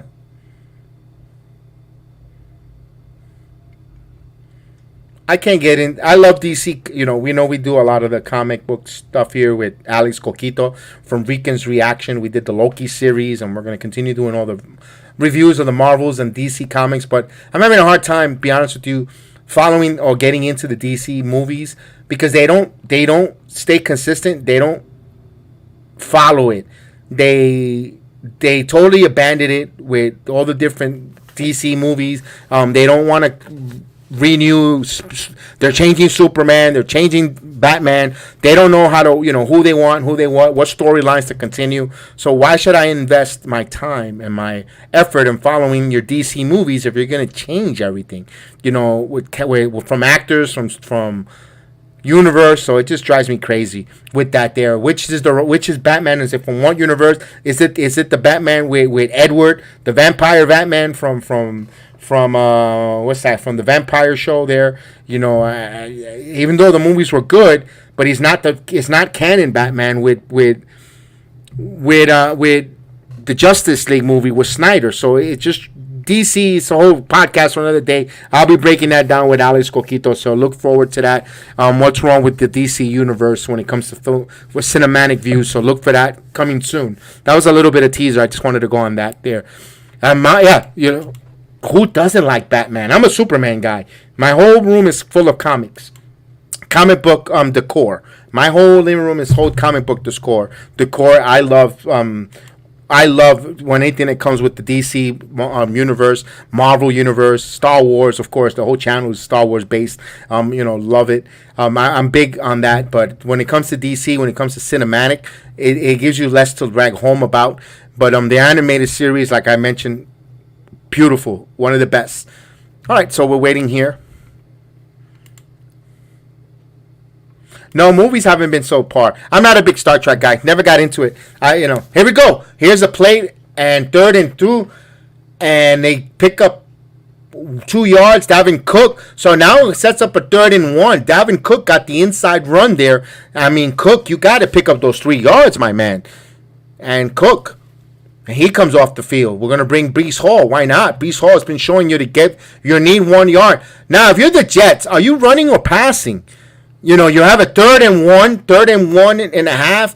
Do you run or do you go and it's play action? Play action with a bunch wide receiver, Gary Wilson in motion now.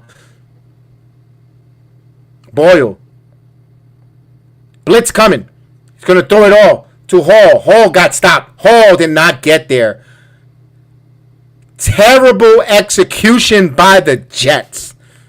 The crowd is booing, rightfully so. Now, are they going to go for it or are they going to punt? Now, a minute and 12 before halftime, that was a terrible call. Jets need something.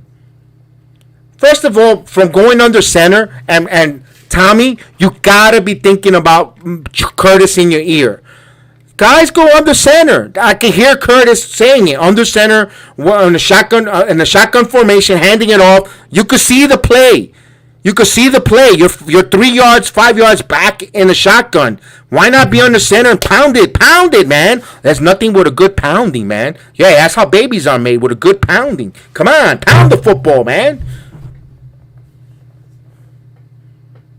They got to pound it.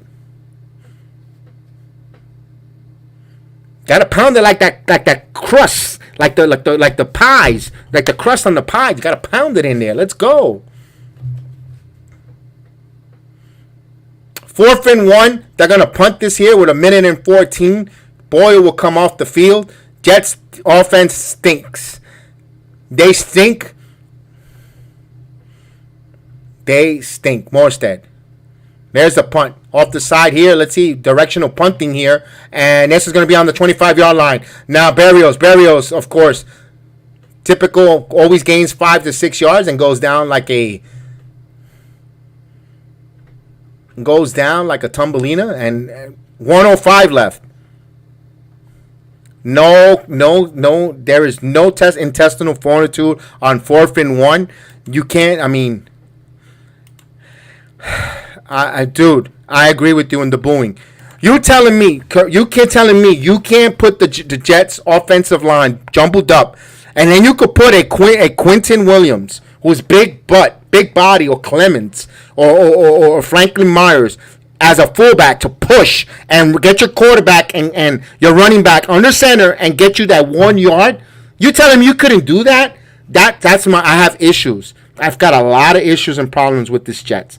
Because you could even put a defensive lineman to be a fullback, a la Refrigerator Perry. We've seen other teams do that. Get under and push. I'm really shocked. I really am shocked with the Jets. That's, to me, a big loser mentality. No, Rodgers guys aren't show up. The Rennet Rodgers Achilles went. Lashard checked out. Every one of those guys checked out. They all checked out. This is why you can't give everyone what you want. You can't get what you want if you try real hard. The Rolling Stone said it. You can't get what you want. Can't always get what you want. Can't. You know, we haven't put. Well, we're gonna go to halftime anyway, so we'll put some classic rock tunes when we return. Yeah, the OC for the Jets, Hackett. He is really sucking. He is sucking more than a $20 woman of the night. He sucks. I mean, he's terrible.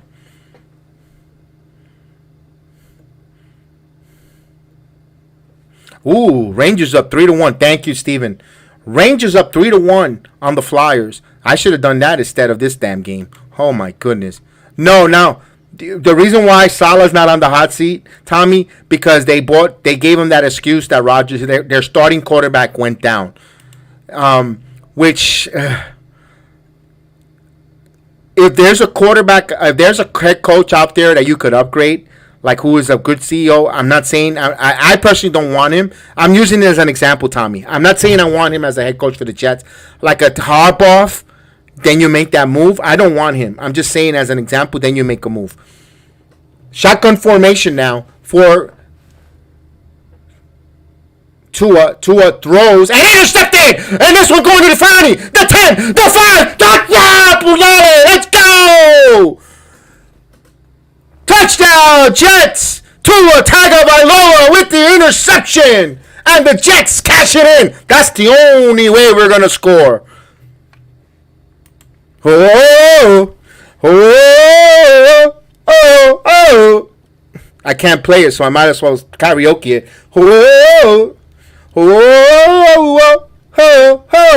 The Jets finally score. That's the only way they're gonna score, ladies and gentlemen, with their damn defense. Just like that, the Jets are right back in it.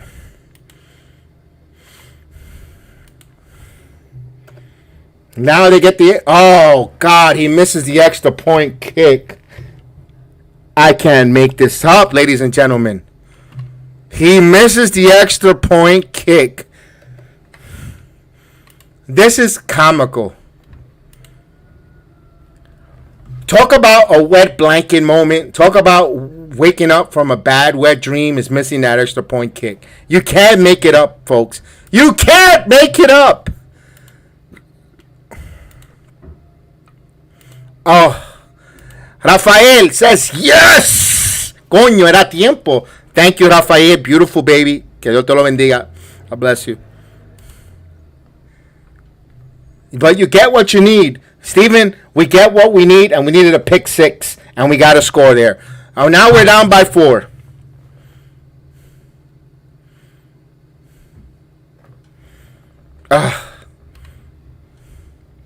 That's right. Coño. I had to. It had to come out. It had to. That was a frustration, coño.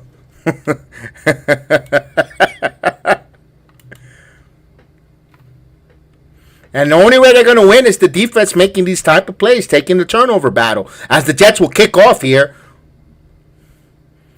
Zerline.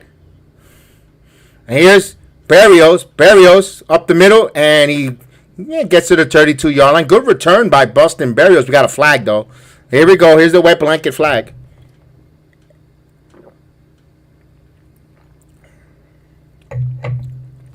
Hey, Tua, throw another pick 6, buddy. We need you. We need those.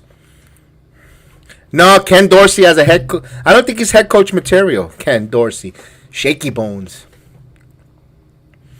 Little shaky bones. Every time I'm out, they suck me back in. Oh, so we get a holding on the receiving team. So they're going to back him up 10 yards on Van Ginkel.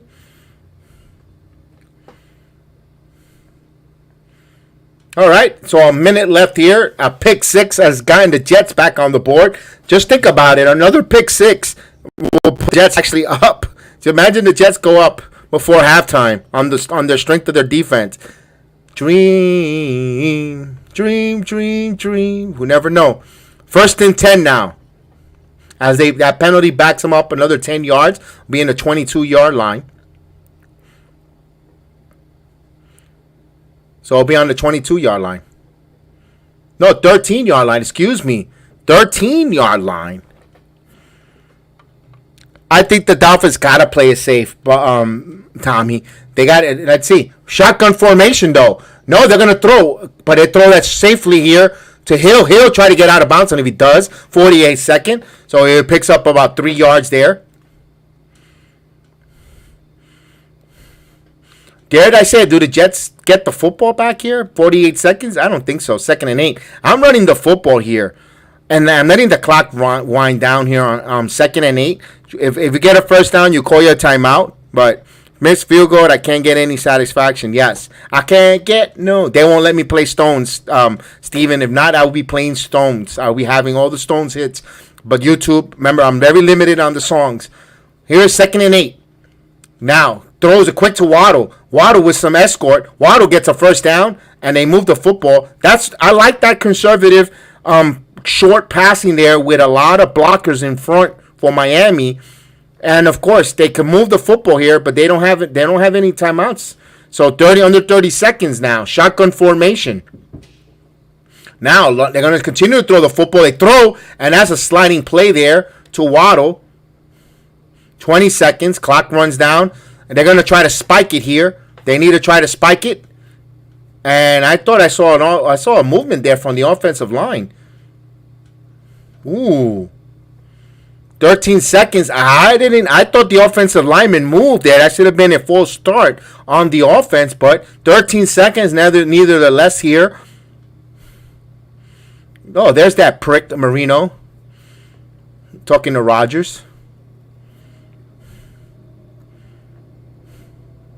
Talk about Mr. Come Up Short. He's a guy who's nothing but hair. Nothing, he's one of those guys with a lot of pubic hair and nothing to show. That's Marino. Here, in a loser. And he picks up out of bounds. Can that win the big one? Out of play. 9 seconds here to go.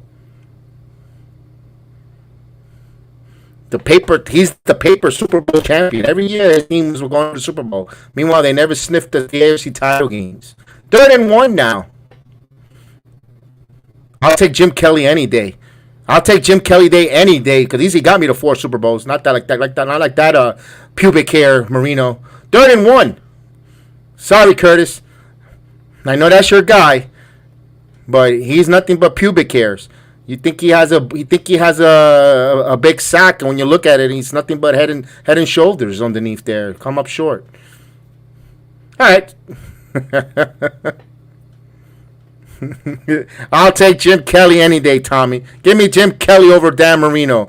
At least he gets me to a Super Bowl 4 times.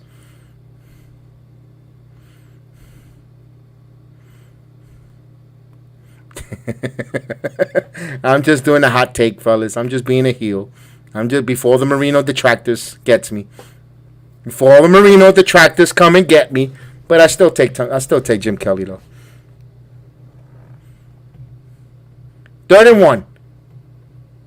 This is gonna be a Hail Mary. Hail Mary, no, it throws it underneath, and that one is intercepted. 2 seconds here. Another interception by DJ Reed. 2 seconds on the clock. 2 seconds. Let's see if Tim Boyle could throw a Hail Mary here. And look at that. DJ Reed, give me that. Give me that, man. Give me that. It's the season of giving, and Tua's giving out turnovers. Man, he's looking like a baker out there. Let's go.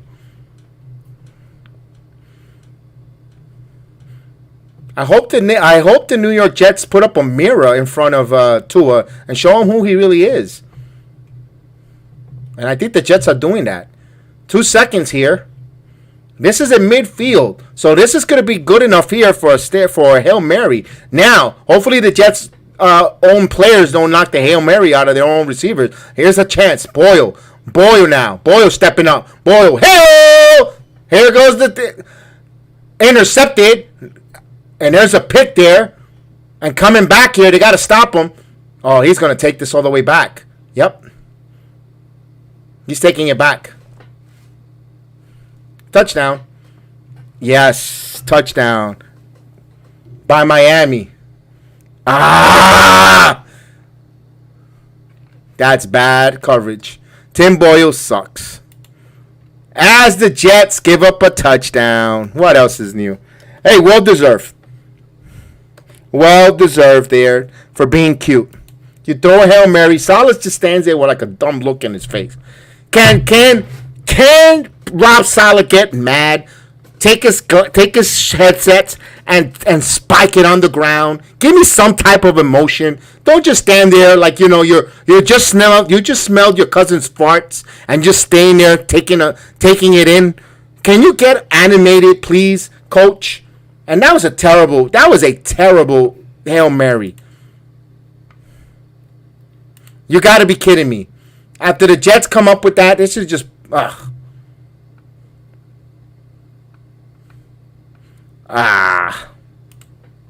So it's a 99-yard touchdown interception return. Unbelievable.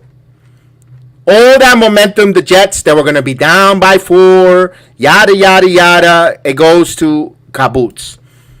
My goodness. 17-6.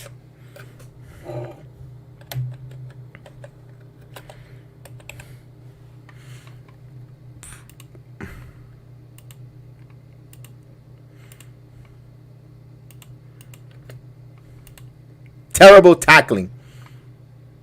No, terrible tackling on your.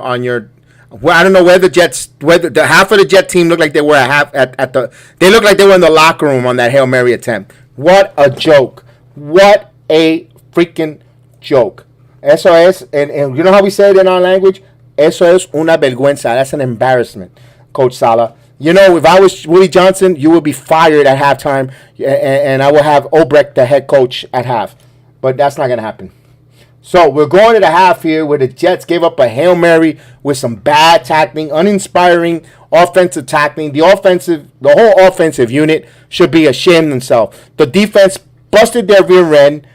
They got an interception, had a chance for you to actually go at halftime if you execute a damn Hail Mary to take the lead, and you don't go back you don't even go back and tackle the defensive player to get the interception. Shame on you, offensive unit. You guys stink. Right, that starts with from the head coach all the way down to the offensive coordinator. That was brutal. That was a brutal execution on you guys. That was terrible.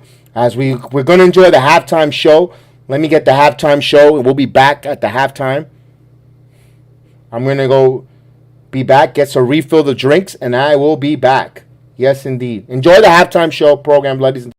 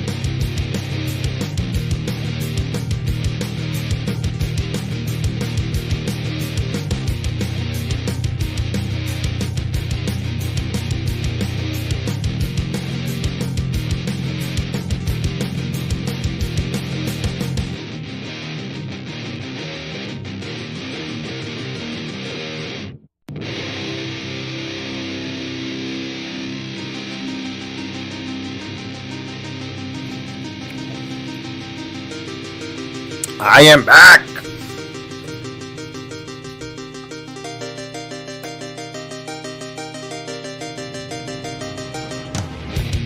All right.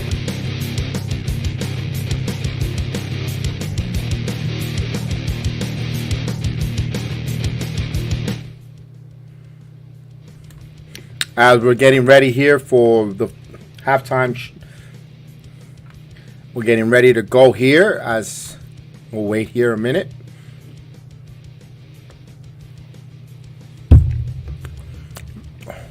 No, these little town blues. No, I can't do it.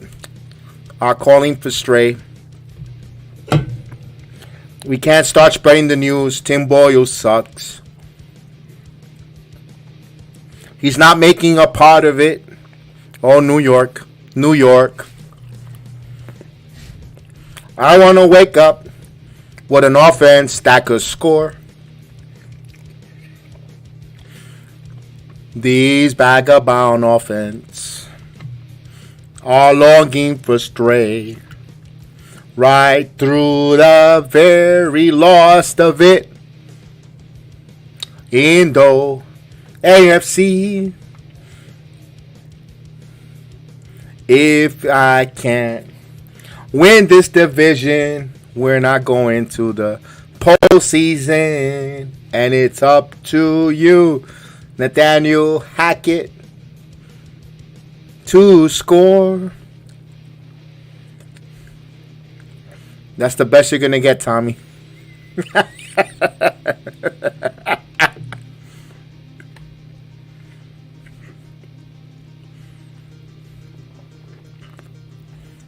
What is that? Whoa, what's that? Is that stuffing on a waffle maker? I gave me an idea. And it gave me an idea. I got a waffle maker and I got a lot of stuffing. Wow.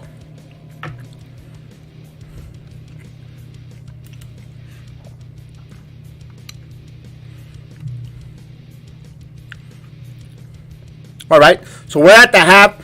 This game should have been, to be honest with you, it should have been 10-0. I mean, the Jets lost that touchdown, that pick six. It should be 10-7.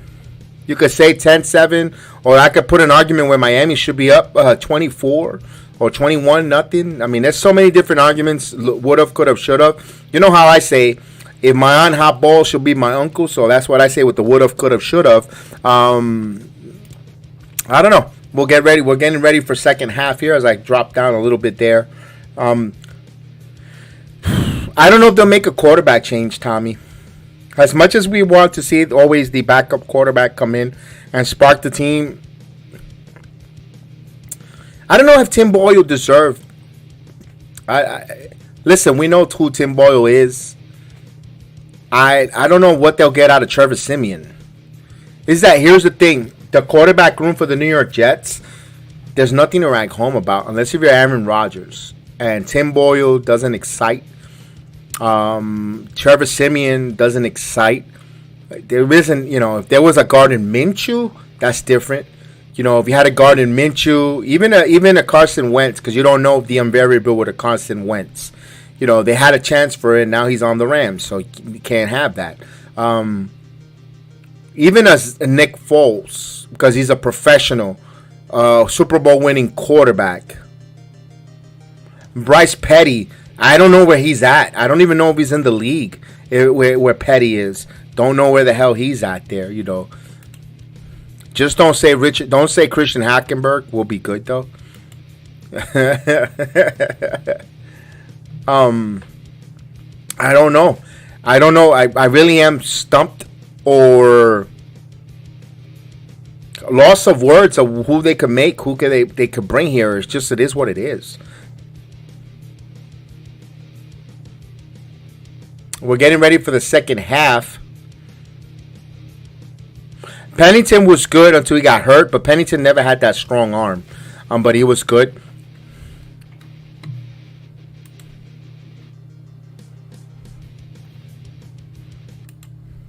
All right, we're getting ready, almost ready for the second half here. We thank you for joining us this afternoon. early evening. We appreciate it's a doubleheader here on the Sports Jedi Network.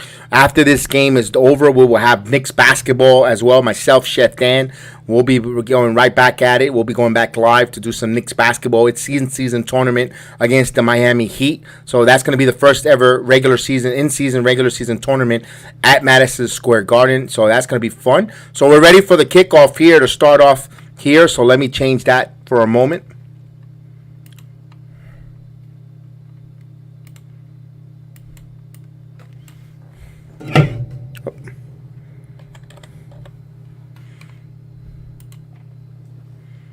All right, where we go. The Jets, Miami will receive the kick here, and the kickoff to start the third quarter, and this will be a touchback. Miami will go out on offense on the 25-yard line.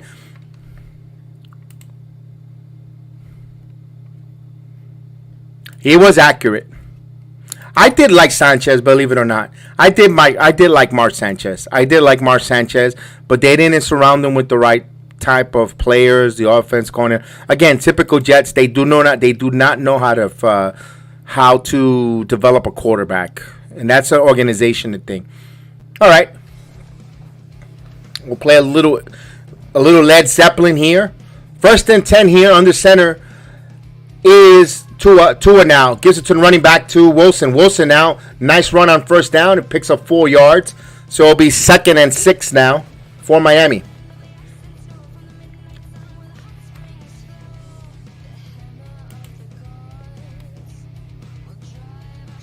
I do not have a pair of capri pants. No, I don't.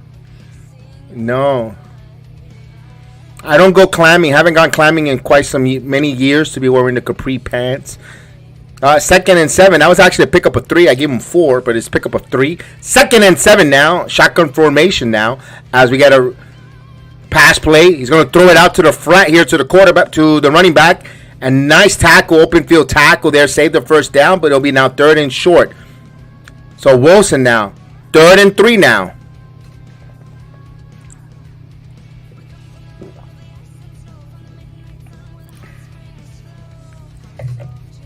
That's a great open field tackle. You got to give the Jets credit there. 3rd and 3 now. Here's another 3rd down. Can they get off a 3rd down here? 3rd and 3 now. Tua with 2 picks. 3rd and 3. Tua looks. Tua is going to throw over the top. And he drops it in there, and there's going to be a flag. A nice play there as Sauce Gardner got burned by Waddle.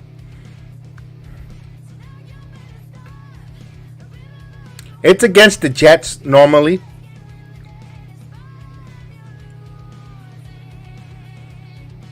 Let's see what the penalty. Hands to the face defense. That's negated. So that's a first down. That was on Echols.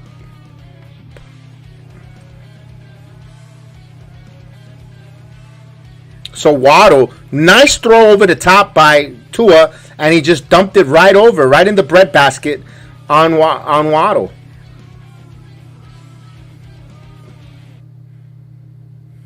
First and 10 now. And he's going to pull it, run to Wilson. Wilson has a pickup of 3. 3rd and 7. 2nd and 7, not 3rd. 2nd and 7.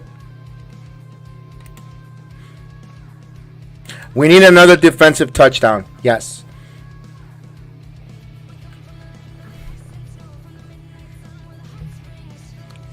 So 2nd and 7 now.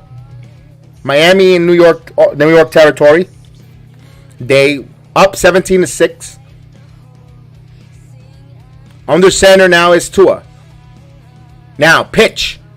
Toss to Mostert. Mostert looks like he gets 3 yards there. It'll be another 3rd down.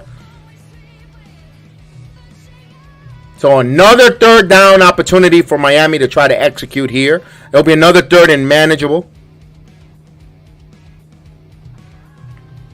3rd and 4. 3rd and 4. Will they throw the football? Would they run, ladies and gentlemen? Thank you. I appreciate it, Tommy. 3rd and 4 now. Shotgun formation. Man in motion. Now, Wilson. Oh, there's a sack For Tua goes down, and you huff and puff and huff at the sack. So Breece Hall with the sack. Now they send the blitz here, and Huff there. He beat the outside. I wonder if they took him out of field goal range. It's going to be a much long field goal here, but it should be a field goal that they should be able to hit. It's 4th and 11. Let's see.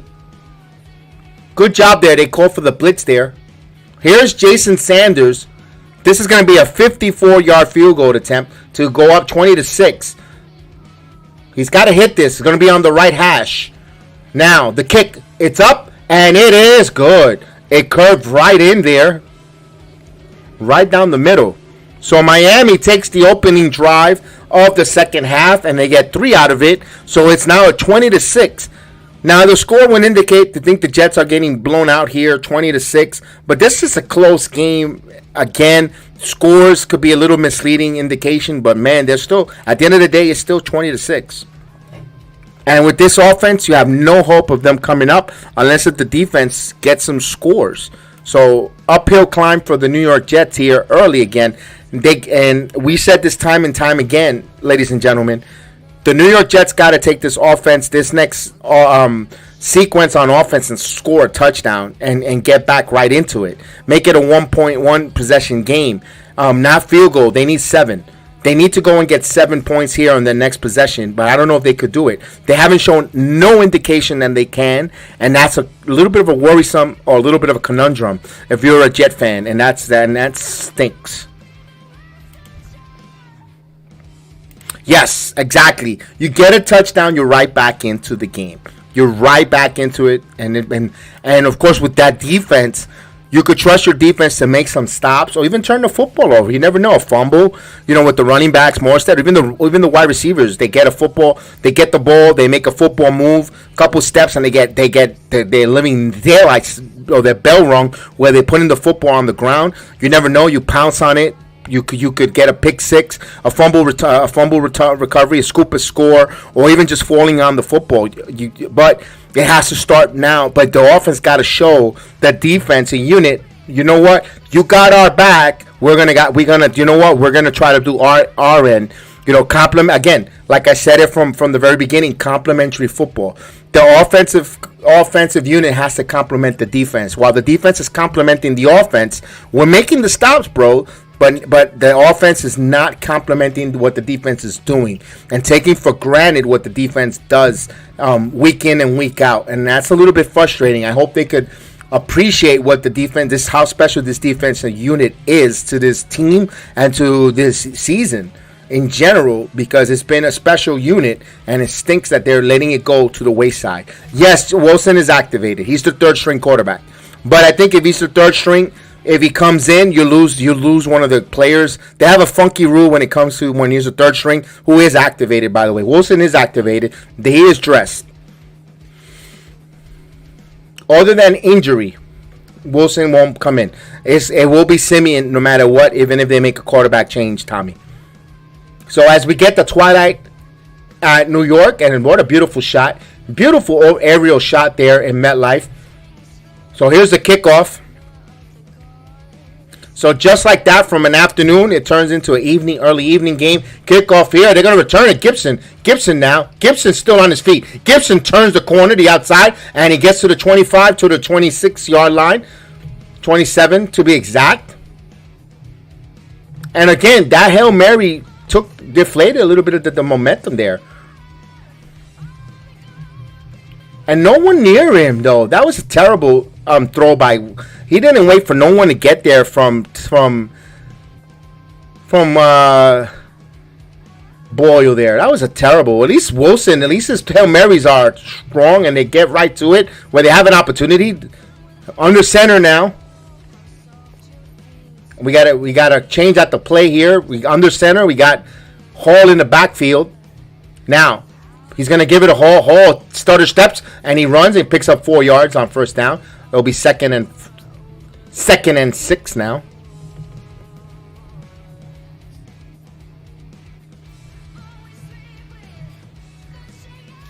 Of course, they show the Jets offense. Stutter, punt, interception. 5 punts and a pick. All right. Under center now. 2nd and 6 is Boyle. Hold in the backfield. Gibson in motion. Now he fakes it. Roll out. And he got sacked. Walloped. Battling in is Wilkins. And that's a loss. He is not no Zach Wilson on the rollout play. Now you call that for Boyle, but you can't call that for Zach. That's his calling card from BYU. The rollout, the play action rollout. That's his beat, and there's a holding there on the offense on the line of scrimmage there. But of course, you're allowed to hold within the 5 yards. So Miami played that perfect. They get that sack. There goes this offensive drive stuttered. 3rd and 15. Shotgun formation now. Now he looks. Boyle throws underneath to Conklin. And Conklin breaks a couple tackles, but it's going to be way short of the first down. It will lead to another punt now. Why can't we have that on first? Why can't we have those kind of plays on first down to Conklin? And then you set up 3rd, 2nd, and short. And then you could run. You have an option to run, roll out. But no, they do that at 3rd down where, again, sometimes, and also the defense will allow that as they show Zach Wilson.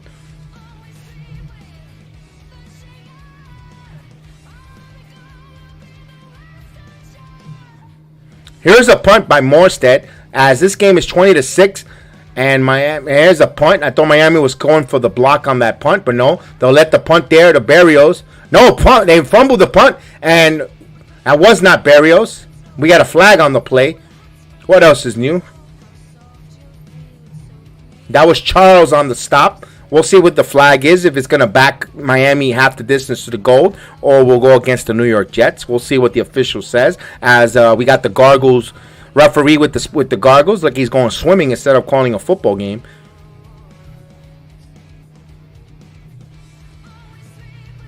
We need a spark. Yes, indeed. We need to spark it up. During the kick, holding, receiving team, so they're going to back it up, half the difference to Dote. 10 yards actually is not enough for half the distance. 10-yard penalty. First down on Hill, holding. All right, so we'll have a stop here. We'll see where the football will be placed for Miami. They're going to have a long road ahead of themselves, but they've been moving the football well enough there. As Tim Boyle watching the tablet. What are they watching on these tablets? Are they watching porn on the sideline? Because they make no adjustments. They can watch that tablet all they want. They look like they're looking at someone's OnlyFans. Because, my God, they don't make no adjustments there. He isn't. I don't know. They kept Zach out there, so I don't know. Yes, coaching is very stubborn. Coaching is extremely stubborn. You're 4 and 5. You can't. You have to make a change. As here we go. The ball now on the 8-yard line. So 1st and 10 on the 8-yard line. Under center is Tua. Tua now hands the ball to Morstead. Morstead runs up and nice pickup on first down. Pickup of 4 yards there. It'll be 2nd and 6 now. As the clock runs down to 8:40.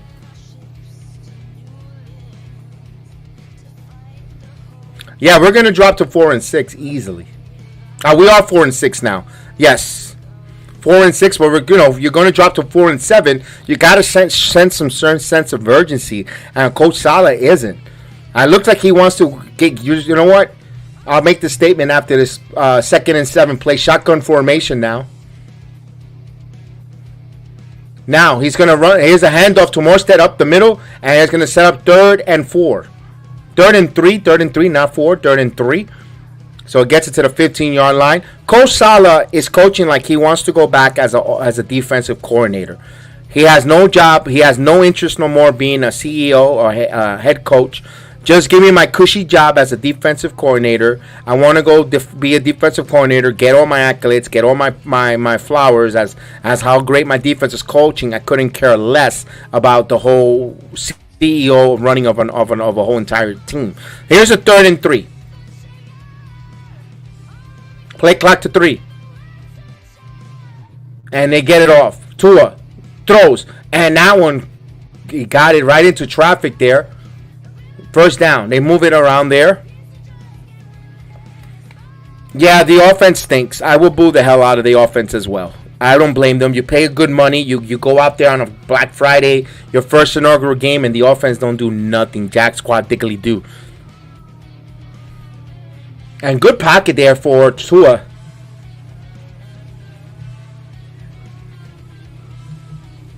First and 10 now. Shotgun formation. You got a long running back as we got a tight end in motion. And they're going to give it here to Mostert. Mostert now picks up some nice steam. Mostert picks up 8 yards on first down. And it'll be 2nd and 2 now. Good job there by Mostert picking up some good yards on first down. See, that's what the Jets offense need to do. And I hate to see that because it seems like I'm being envious of everybody else's offense but ours. But on first down, when you have a running back like Hall, why can't we have that kind of running plays or the screens or simplicity? And we feel like everything is so complicated when it comes to the Jets offense. 2nd and 3, so they picked up 7. I thought it was shorter than that, but officials had them down a yard shorter. Play action now. Tua rolling out. Tua throws this to the ankles. Incomplete. Here's his 3rd and 3 now. That's a pure clean incomplete. There was no chance of an intentional grounding while it hit his receiver on the ankles. So there was no even need for the officials to make that statement of a non-intentional grounding.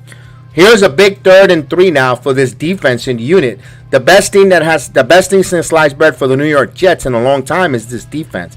Boy, if I were to see a Rex Ryan coach this type of defense, I would love to see how much they will increase, how better they are. Here's a direct snap here, a nice flip, first down and more for Miami. They continue to be innovative on offense. Tyreek Hill coming in motion and getting the direct snap. Again, why cannot that be implicated on our playbook? I thought this was a copycat league, and I love to see that Hill, and right there, beautiful. That was a beautiful play by Miami. Oh, actually, it was Tua, and they just left it there for Hill running across because he uses speed. Speed kills. On the other set of downs for Miami. Clock runs out to 4:40. Now, Tua gives it to Wilson. Wilson got hit there, and that's a pickup of 3. That is 2nd down and 7 now for Miami. Clock runs at 5:30. Pop pass actually, yes.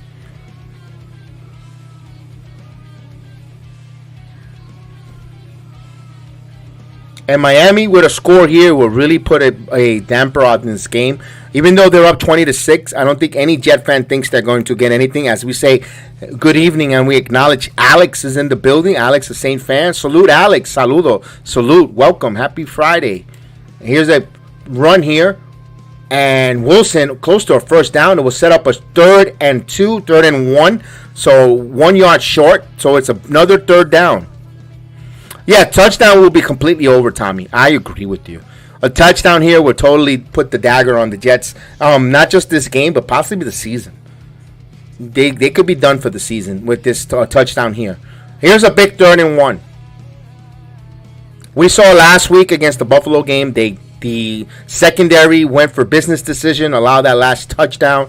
There was no effort in tackling when made the game out of reach. Hopefully we don't see that this game here, in my opinion. 3rd and 2 now. Actually, it was 3rd and 2. I thought it was a 3rd and 1. They're going to run the football, up power running, and there's good run there by Mostert. He picks up just enough with the forward progress, and they get the first down now. They'll move the chains now. 1st and 10, Miami. The clock runs close to 4 minutes in the 3rd quarter and then some. Miami going on one of those long play drives, 9 plays, 42 yards, and 5 minutes and counting. This defense is going to be ran up. No, you could see the game free on Amazon. It's free on Amazon, Alex. You're more than welcome to stay here and watch along with us on Amazon. And that's a pickup, 3 yards there. Mostert was stopped. I will guess Boyle's not the answer. Put Wilson to take. You can't put Wilson. You can't put Wilson back, Antonio, because he's the 3rd string, and you by rules you could, but then it's one guy has to lose out of the rotation. You got to go with Trevor Siemian first. I will go Siemian. Salah's going to lose his locker room. I agree with you on that. Here's 2nd and 9. And there's a pitch here to Mostert. And Mostert trying to get to, and he gets to just 1 yard loss. So he loses a yard. It'll be 3rd and 10. Here's another 3rd down by the Jets at midfield. Right at the midfield marker. Armstead is out. Or no, Armstead is playing. He was questionable with a quad, but he's there.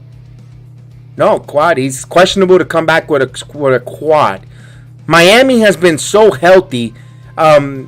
Again, I don't wish any injuries on them, but they gotta knock on wood. They've been injury free for most of this, 12 weeks of the season here. Here and there, nicks and tucks here for their wide receivers. And Oswald the snap throws this one to Mostert, and he will not make the first down sticks. And we get a flag. Here's a stupid penalty by the Jets. Out late, the necessary late hit, and that's going to give them a first down. They should have gotten off the field, but they got an extra. That's frustration there. That should be on Jermaine Johnson. They hit him late there. It's Jermaine Johnson on that hit. Let's see what the play is here. It looks like it could have been a face mask. I think it's a face mask, ladies and gentlemen. It's a face mask. It's a face mask, not a late hit. It's a face mask on Mosley. Let's see. Yep. Face mask on the defense.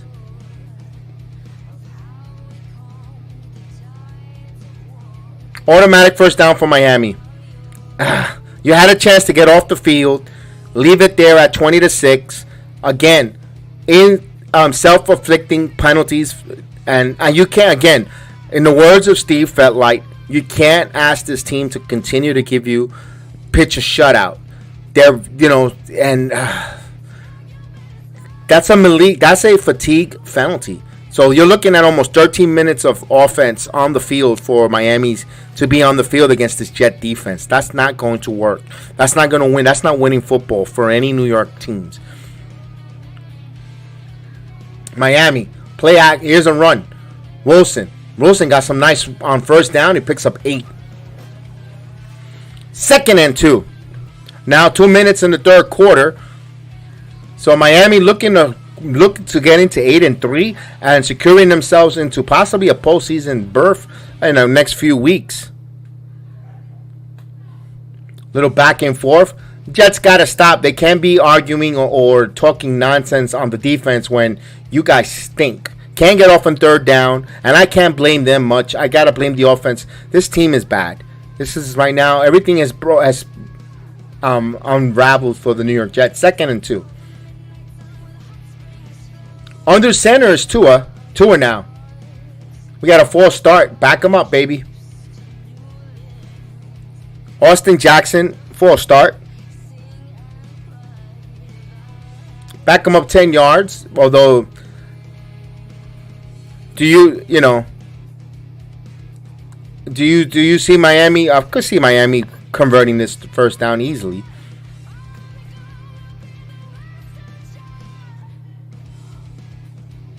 Second and 7 now. Miami with almost 12 minutes of time of possession. New York only 2 in the quarter. Disgusting. Tua now throws quickly the Hill with some running room and gets almost a lot of chunk of those yards back. Will be set up 3rd and short now. We get close to the 1 minute now. We got one more play before we head to the fourth quarter. Here's another 3rd down for the Jets. Hopefully we don't get a doofy penalty here. 3rd and 3. Or they could get off the field here. Let's see if the Jets defense could come up. They're asking a lot for this team. And hold them for a field goal. A long field goal. Here's 3rd and 3. 2 in shotgun formation. Smite in motion. Now he gets to the line. Now here's a running. No, Tua keeps it himself. Play action, throws, and there's a first down to Tyreek Hill. Reed just hold on to his ankle, and that will take us to the fourth quarter. And as Miami moves the chains, the final play of the third frame.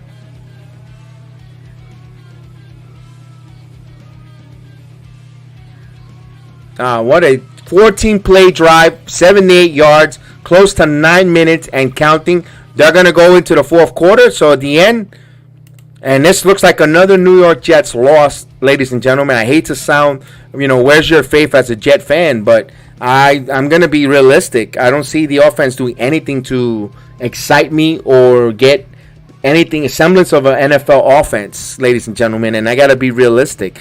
It doesn't look like, this is going to look like another loss for the Jets here. They're going to fall at 4-7.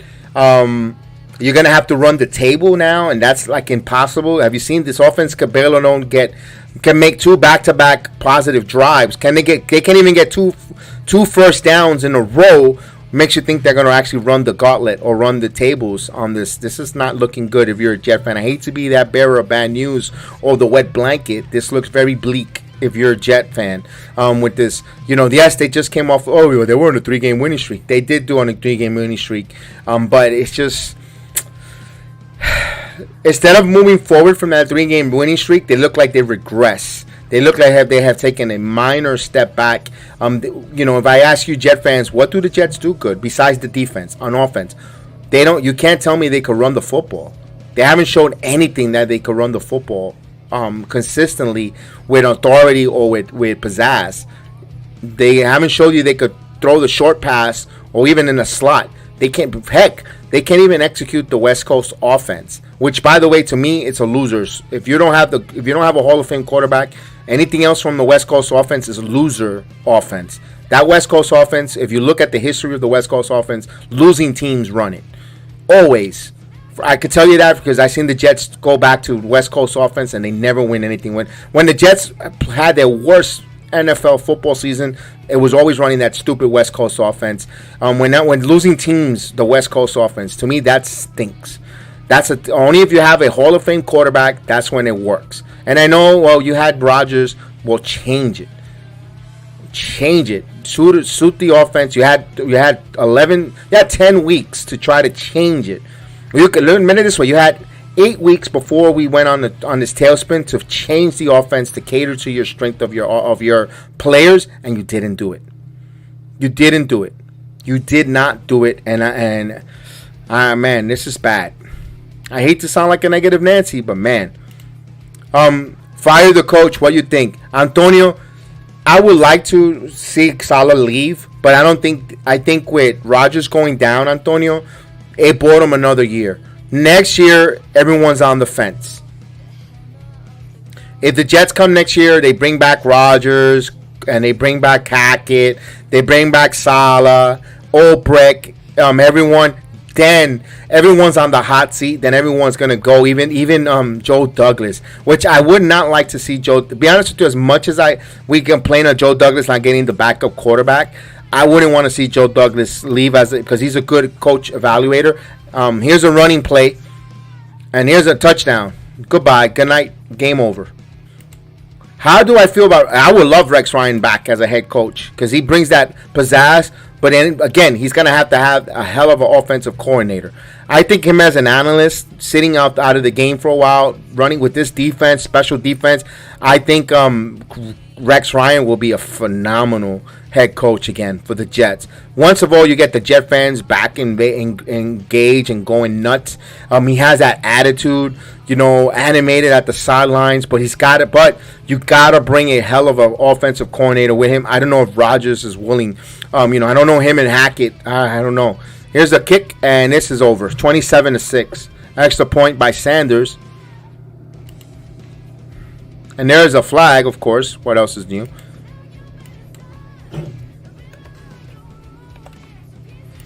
Here we go. Similar to the Buffalo game, the Jets defense getting out of control with the Miami offense. And listen, that's frustration on the New York Jet defense, but they got to keep their composure. And I didn't like what they did at that Buffalo game, at the end of that Buffalo Bill game, trying to look for the offensive line at the tunnel, whatever situation happened. You know what? Go out there and win. Go out there and take it out and get the sacks and be ferocious. You didn't see that from the 85 Bears as much as you. Oh, the referee's got cut and is bleeding through his mouth. Umpire lost his flag. He's got a bloody mouth. Somebody's getting suspended. No, that's the wrong score. That was last week.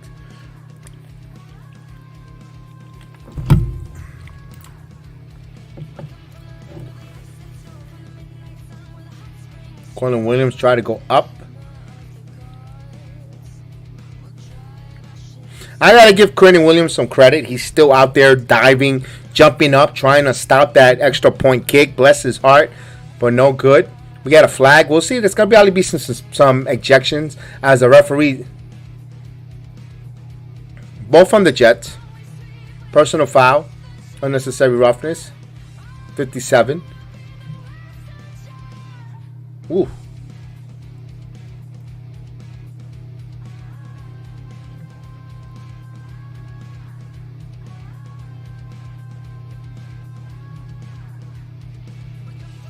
A foul against the official.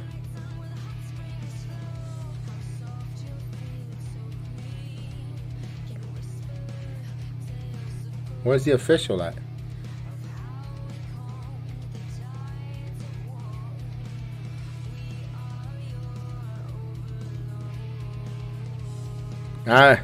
So there's a foul on the official who left him bleeding in his mouth.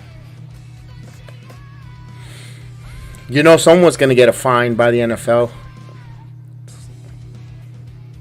Right, so the Jets trail 27-6.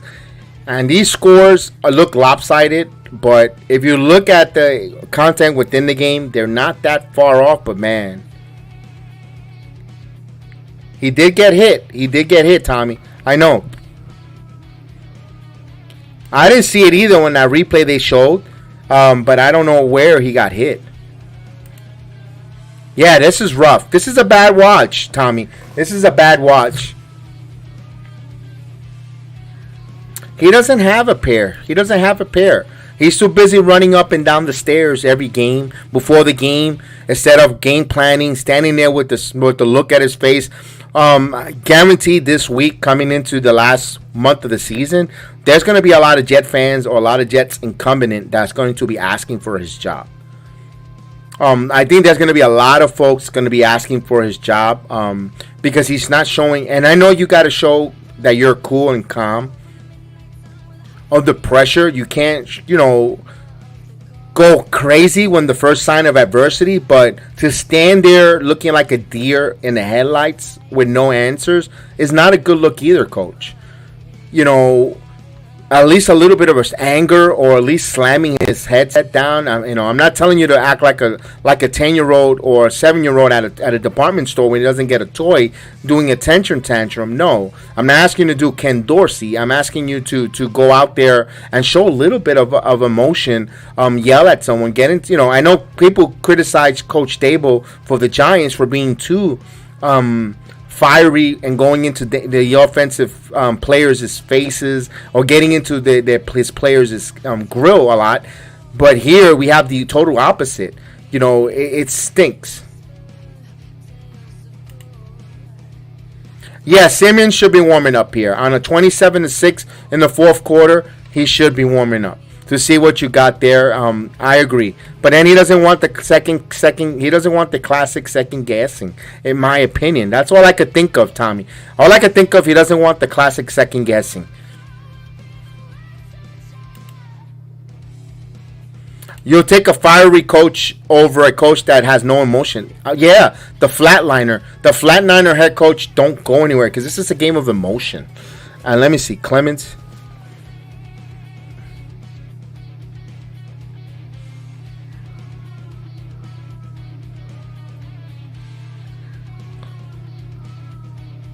Oh, he actually apologized to the official. He just pointed his hand up. Ah, what a punk of an official. He's going to get ejected because he was pointing. He waved his hand to point and he got ejected. Whatever.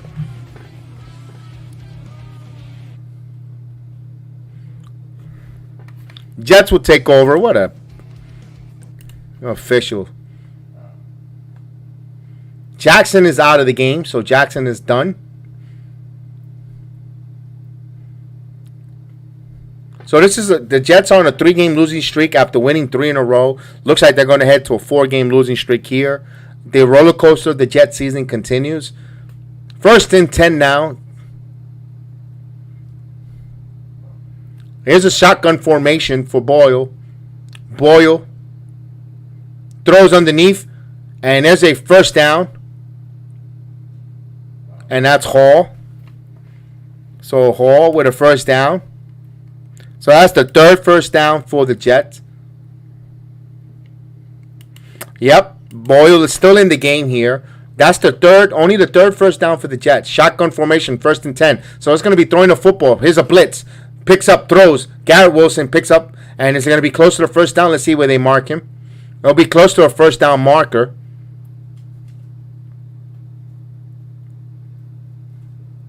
We need a quick score here to at least make it some type of a competitive or interesting part here, although there's still a tall task. It's a 9-yard pickup, 2nd and 1. 2nd and 1. They need to go up tempo. Here's Boyle. Boyle looks. Boyle picks, moves, picks around, tippy toes, moves around. He's going to keep it himself, slides, and that is a third. And there's a flag. No flag. So it'll be 3rd and 2 now.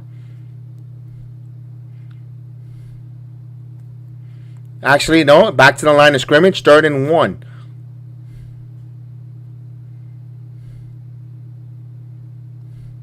Actually, no. 3rd and 2. He lost 2 yards there. 3rd and 2.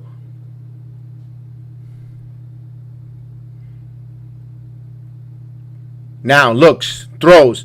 Hall. Nope. Short of the first down. I guess they got to tell our quarterbacks, when you throw the football on 3rd down, you have to throw it past the first yard marker. Not below, because you're not going to get a first down. They're going to go for it on 4th and 2. Why not? They trailing now here, 27-6. So here's a 4th down conversion. Disaster. And we're going to have a full start. Jesus Christ.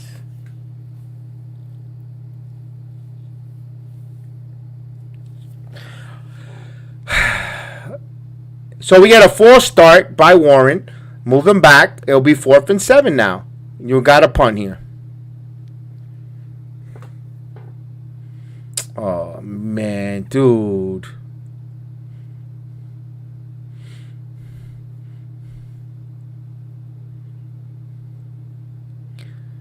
Fourth and 7. They're going for it again. Unless they're trying to draw them off sides. Nope, they're going for it. And there's a first down to Conklin. All right, so they moved the stick. They moved the sticks, first down. Waiting for the holding penalty. No holding penalty. No false start. No holding. Okay. Here's a blitz. Throws. Incomplete. Actually, that was a quick throw by Boyle there. Incomplete. Not a bad throw into the vicinity of Conklin. As the Dolphins blitz on first down. 2nd and 10. That was Van Ginkel, who needs a haircut, by the way. You hippie. 2nd and 10 now. 2nd and 10 now. Boyle. Ooh, almost missed that snap. Got to get the football, and he got sacked. That looked so bad from the minute it got snapped. And there's a sack. Oh, God, this is unwatchable. 2nd and 7. Jets are embarrassing themselves. That's the 4th sack for the Dolphins here.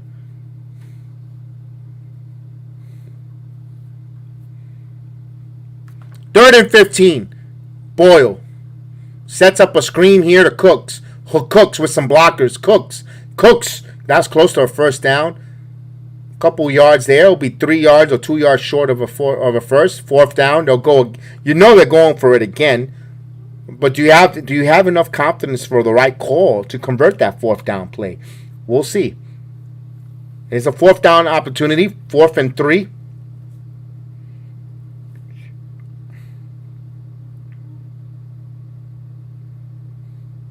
Here comes a blitz.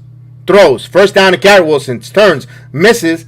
And he gets a first down. The Jets will move the football. But the clock continues to run to the 11-minute mark of the 4th quarter.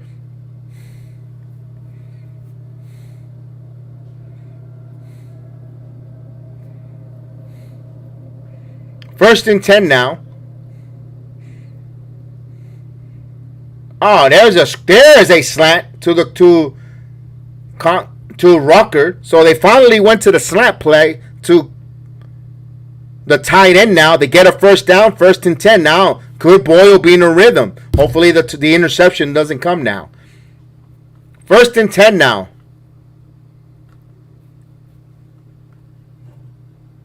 Oh, actually second and 9. So they say it's short.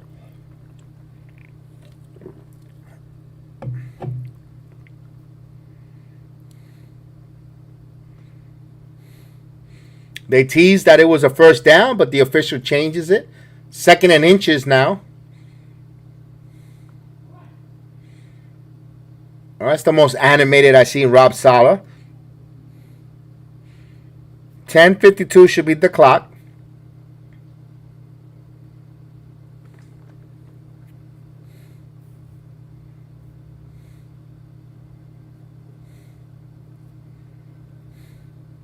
All right. Second and inches.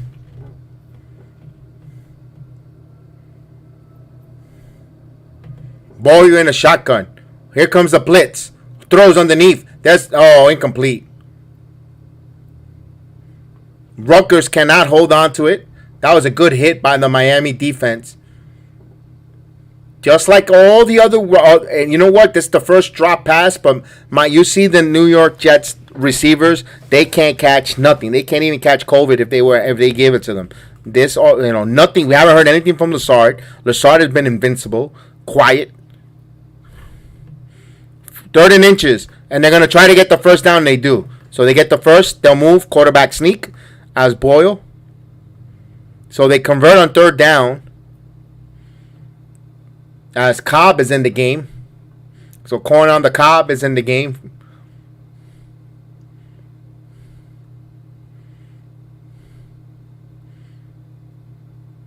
Kine is going into the tent. So Lester Kine going into the empty backfield. Boyle now.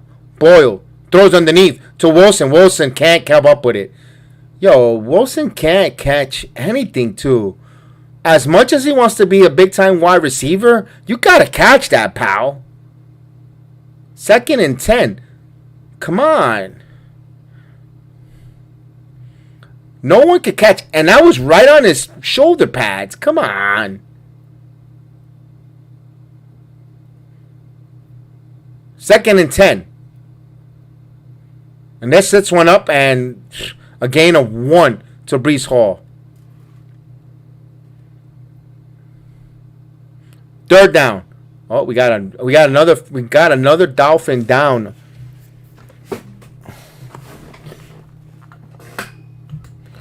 Third and 9.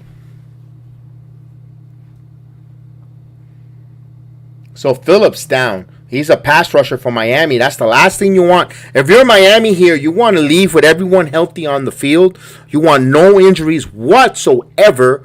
And right now, seeing your pass rusher Phillips down on the turf in this nasty, terrible MetLife turf gets you a little worried. If you're Dolphin Nation, you're worried a bit because you want to make sure every one of your important players, everyone on the team is important. Don't get me wrong. But you got some other players that are needle movers, and you want to make sure they get out of this game completely healthy.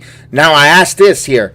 When does McDaniel pull the very important players and put in the second unit or the backups to finish this game out? You're more than comfortable. You're 27-6. You have a Jet offense who's anemic, who can't seem to score.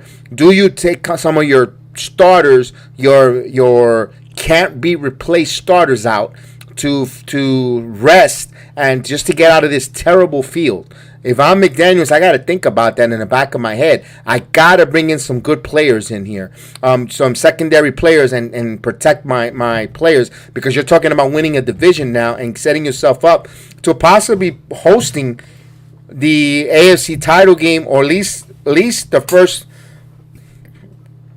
at least one home playoff game in the divisional round. If you're in Miami, and you have to start setting yourself up for that, and you can't lose someone important on your field. You've seen already now Kine go down. You've seen other players from Miami taking the night off on your offensive line. You got to think about that, especially in this MetLife field. Interesting to see what McDaniels and companies do. We have a timeout here on the field.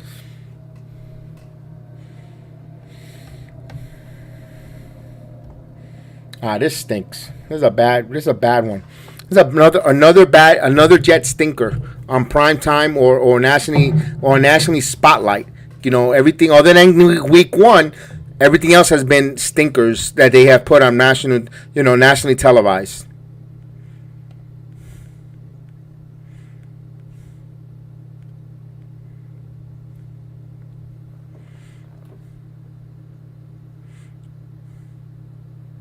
All right, we're coming back. Beautiful shot of the New York City. Oh, wait a minute. He is down and out for quite a while. A lot of concern. The card is coming out.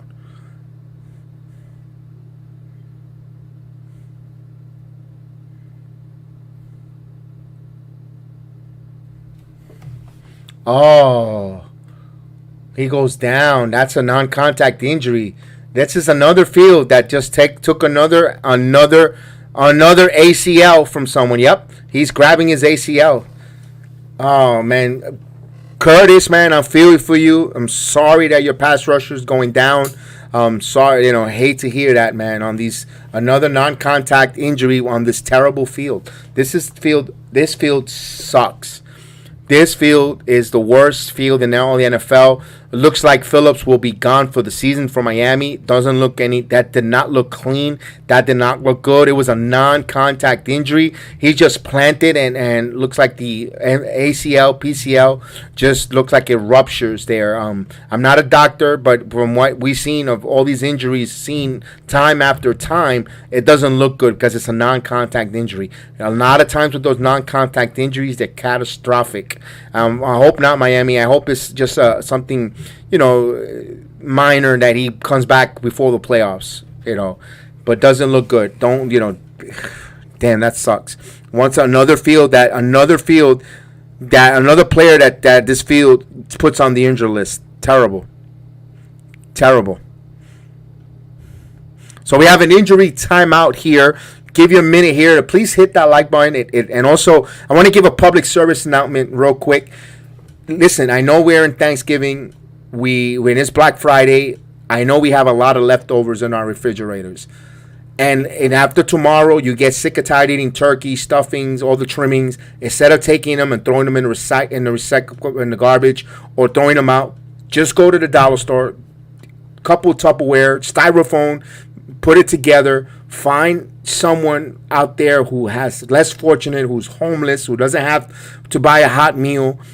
Give it to them, man. Give it to them. Provide it to them. We're gonna throw it out anyway in the garbage. Listen, I don't ask for super chats. I don't ask you to listen. I need super chats. I need you to donate money. If you know how you could help my channel and bless this channel by just doing that with your leftovers. Find someone in your local city, your county, your town, and just provide them with that left. We're gonna throw them out anyway.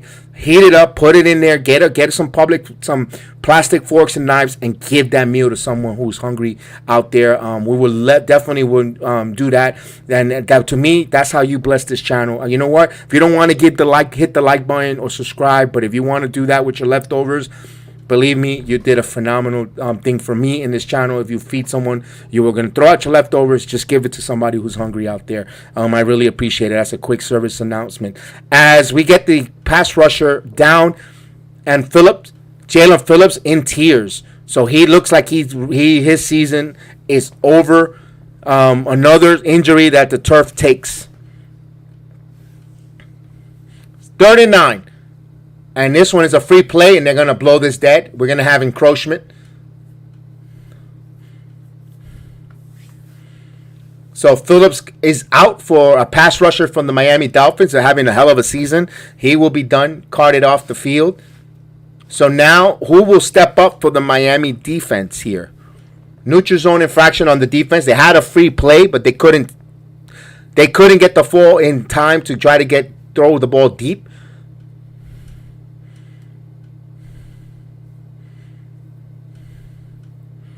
So now Van Ginkel's going to have to step up go on the outside and play in the Phillips row. We'll see. But 3rd and 4 now. Right now they have to go through that shock, and now they put 𝒉𝒉𝒂 in the Phillips spot down as a rusher. 3rd and 4.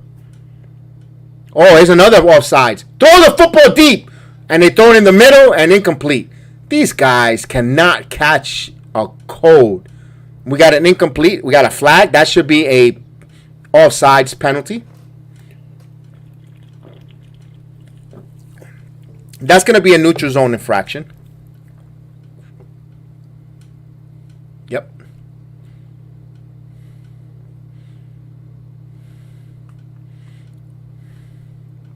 We'll wait what the flag is here. 2 fouls. Oh, it's off. Oh, forget it. Offsetting penalties. Holding on the offense. Offsets. That means nothing happened. 3rd down. We can't win on even if we wanted to. Even on when we had a free play. We got to hold. 3rd and 4. Big break. Miami was completely offsides. That would have given the Jets a 1st down. But, of course, the holding. I'm Woody Johnson. I'm firing Saleh. And Rodgers don't like it. Hit the rocks. 3rd and 4. Throws underneath to Hall. And there's a 1st down. And he steps out of bounds. Breece Hall. So they'll move the chains, the 9:03 mark, as the clock continues to wind under now under 9 minutes. Yes, I did. I did, Antonio. I did. Thank you. I did play.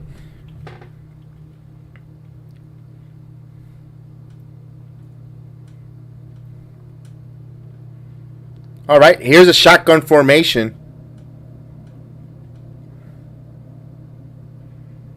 Boyle steps back, tippy toes, and he's going to go down on a sack. He just stepped into that sack. Throw the football away. Like clock wasn't an issue here. No, it wasn't. They're moving slow. They should go up tempo. They're acting like there is an issue there. There is no issue there. They got to move up tempo. They're just going through the motions, Tommy. That's what it seems to me. 2nd and 16 on that sack. 5 sacks for Miami here. And they're taking a lot of time when you're down by 21 points. 3 touchdown scores. And this one up in the air, and that's intercepted. Good night, Irene. Miami football. So that nice long drive went to nothing because the 17th play of a long 7-minute drive turns into a turnover because they can't hang on to it. Let me look at that. And no, good hands there by the Dolphins. They went to Hall. Howard had a hand on it, popped it up, and it was right into the hands. And you could say it's an official over. It's over. Good night, Irene.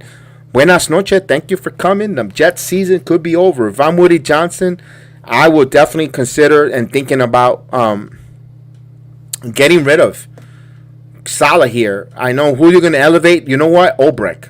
I will have 𝒉𝒔 elevated as your head coach. Forget about Hackett as your head coach. Nonsense. I think let him stay there. It's just, oh my God. No, not with that offense. I don't think we win another game.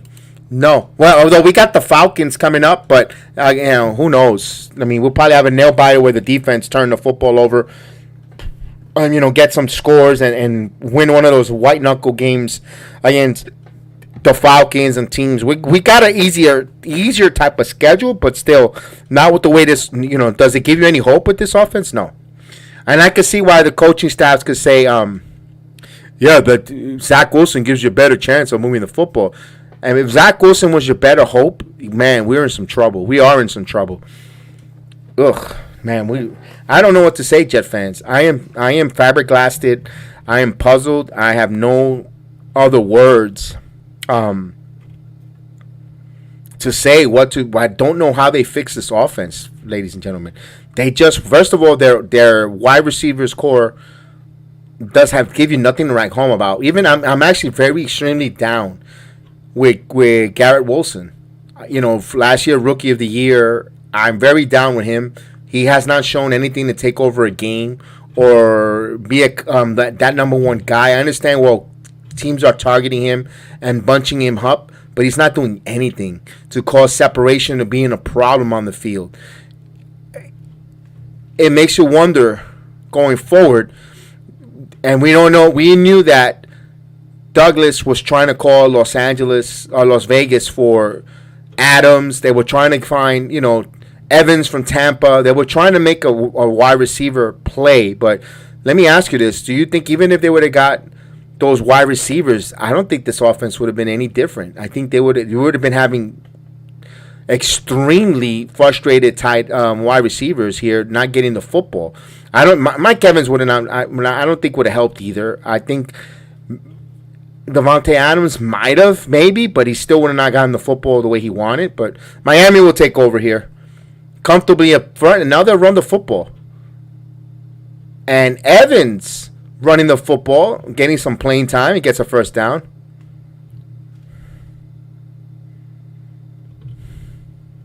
Where everyone says the same thing, Dobbs should have been the quarterback move. Hindsight is 2020. They knew Dobbs were going to come in like the Vikings did, but he didn't do anything. They should have won 2 games before. After that Patriot game, they should have benched Wilson, see what they got, and then they would have gotten a quarterback right before the trading deadline. But they didn't do that either, so poor preparation on them, as they're going to run the football here, and that's Wilson. Actually, Evans again.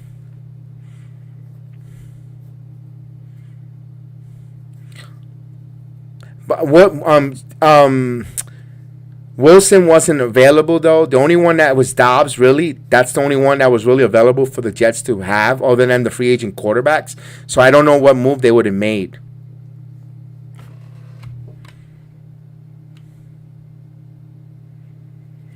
He hates Bill Belichick hates the Jets. He will never coach the Jets. He hates the Jets. He'll never coach for the Jets. 2nd and 7. I don't know what happened when he was here that he can't stand it. Ooh, fumble. Jets recovered it. So the Jets get a fumble. Ashton Davis. Wow, that was fast. It's a turnover. There's still plenty. There's still not enough time for the Jets to come back here. But they turn the football. Miami. Go figure. Miami has 3 turnovers, and they're still uncomfortable by 21 points. Jets got 3 turnovers for today on defense, and they still trail by 21 points. Go figure. I never seen such a disparity in NFL like the way the 2023 season for the New York Jets have been. There's plenty of games when they win the turnover battles and they still lose the football game. Heck, they had 4 on opening night, and they still walked off on a punt return. They could have lost that game. I mean, my goodness, I never seen that before where when you win the turnover battle that much, 3-1, you should win by more than 10 points. Not this team. My goodness. As we have a turnover, they'll review it. Everything gets turned over, reviewed.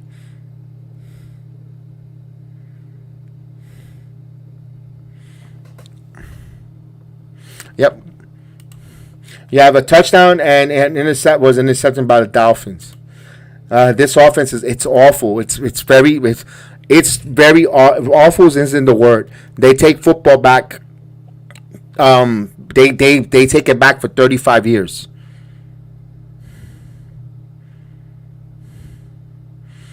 Wow, that is rough.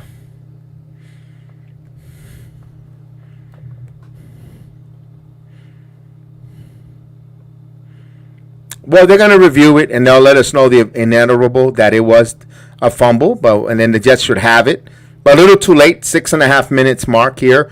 I mean, they really got to score in the next 2 minutes and stop the defense, and they need a miracle, but I don't see that with this Miami offense.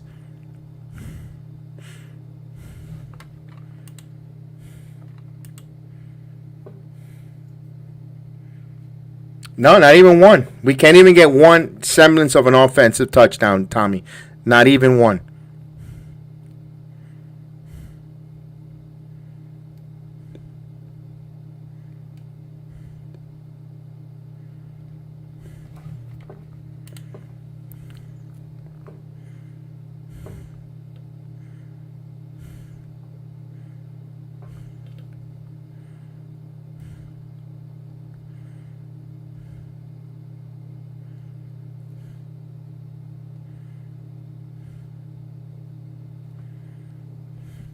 All right, here you go. Boyle. Jets had it on a 35 and incomplete. Oh, God. This is... That was for Breece Hall, incomplete.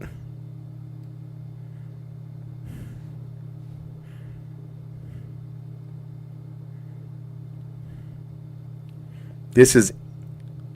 Ugh.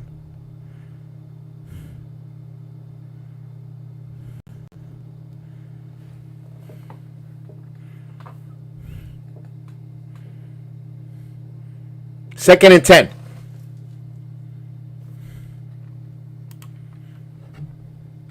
Well, actually, Boyle steps up, throws, and Brownlee, his second reception there, and he's close to a first down. He's two to 3 yards short. He'll pick up a third down.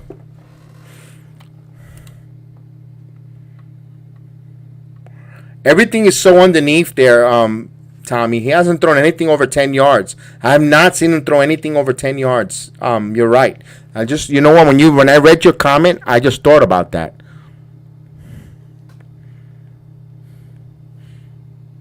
Third and 2. And he gets it in the slot, and he nice inside the 20. Good call there. But we got an injured Dolphin. Immediately, you could tell. Got the wind knocked out of him. Hopefully, that's it.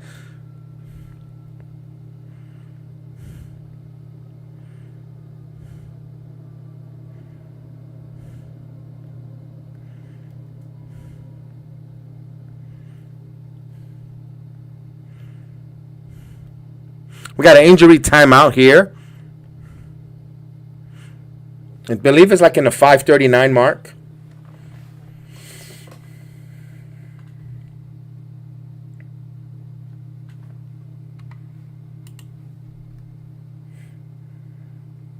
$4.3 for Boyle. Yes, yikes. Not good. Not good. Not good.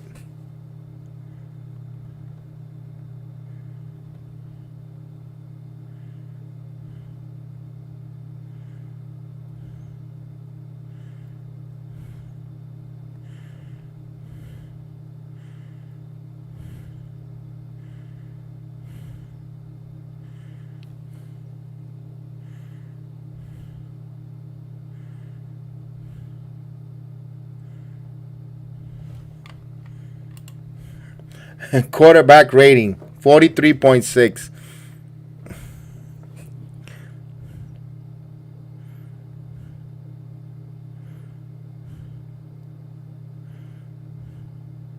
Oh man, that's the story of this franchise. This franchise has done so many disservice to their quarterbacks. I mean, my goodness.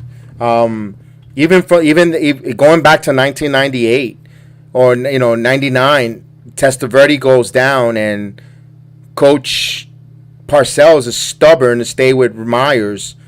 Where you had Ray Lucas, who was up ready in the wings there. Would it have won a lot of Super Bowls? Not really, but he was a much better quarterback than Myers, and a little too late. Maybe they would have got, they had a Super Bowl caliber team, and they went to the quarterback a little too late. Where they were, just a little too late with Ray Lucas. Always happens to the Jets. They could never develop a quarterback. This franchise, let's face it, they never had a good quarterback. Even Joe Namath, you look at his ratings and his numbers, he wasn't a good quarterback. I never seen him play, so I couldn't tell you that. Maybe Steve Feltlight could tell me if he was, but to me, he seems like he's a regular mediocre quarterback who just got into a good run in the postseason, who was good. And he's supposed to be the end all of the Jets when it comes to quarterbacking. I didn't see him, but when I'm reading his numbers and what I'm told and his record, it wasn't that great. So I don't know. Empty backfield. So the Jets never had that good quarterback. Here's a blitz. Throws behind his back foot. And there is a touchdown. No, Wilson dropped it. Me cago en la madre, coño. Yo, Garrett, can't you catch that damn ball? That was in your hands. I'm Joe Namath, Steven. We got a penalty on the defense. I thought, is he as great as he is, or was he just a regular mediocre quarterback who just had a couple good seasons? To me, but his stats, his numbers, that's what it indicates. He, Yo, Wilson has to calm down to that football. 1st and 5. And there's a run to the 9-yard line for Hall. 5:20. The clock continues to roll down. Namath was a great passer, okay. I mean, but his statistics doesn't show it like that. But I'm gonna take your word. I'm asking you because you've seen the eye test. Eye test could tell different from stats. 2nd and 1. Throws in the slot, and he gets Gibson at the 1-yard line. Finally, they're going into the slot. 1st and goal now. Can the Jets get a touchdown on offense? That's the key of the game here. Timmy Boyle. The crowd is on his ignited. Boyle looks, throws.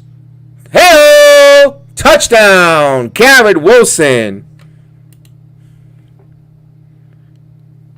You're going to a garbage TD here. There you go. Hey! So after the turnover, they get it. 35 yards, 6 plays. They take 1 minute and 48 seconds off the clock. So empty calories touchdowns here for Timmy Boyle. Will they go for 2 or will they kick the extra point? We'll see. We'll see what the genius coach does here. They're going to go for the extra point. And it's good.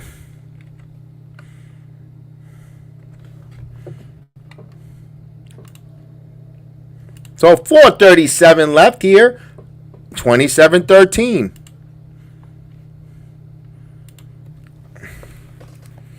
I don't know if they go for onside kick. I don't know because with that defense, they're stupid enough to kick the football over and see they go 3 and out and try to get a score, and then they'll do the offside kick. I don't think they'll go for the onside.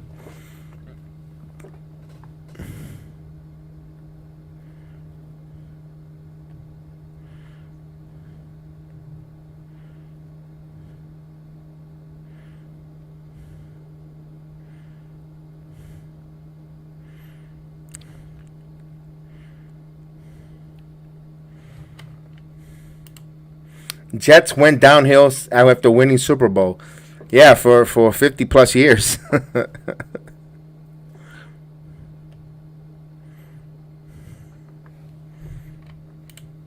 Joe Namath was a great quarterback. Didn't have good offensive line. Okay. See, I'm asking you guys, those that seen him, because I didn't see him. So I didn't appreciate or will appreciate what Namath brought to the table. That's why I asked. That's why it's always good to ask someone who's seen it with their eyes what they thought than looking at stats and looking at the numbers and the analytics doesn't always tell the story there. Dolphins were the team of the early 70s, absolutely being undefeated, and with those teams were phenomenal. So for Namath to be there, I'll take your word for it.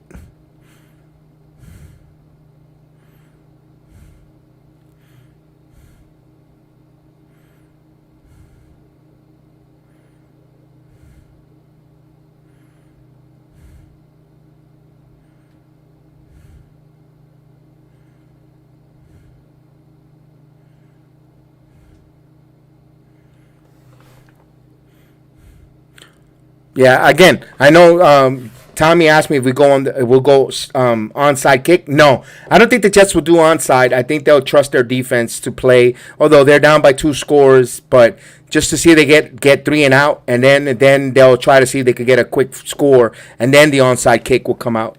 But this game is completely over, but still, there's still until that clock reaches 0-0, you still keep fighting.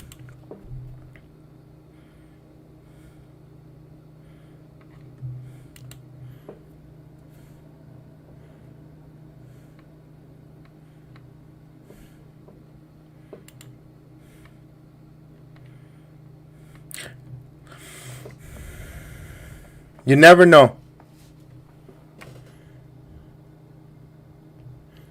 Oh, onside kick. Then, Tommy, there's your answer. Miami gets it, though.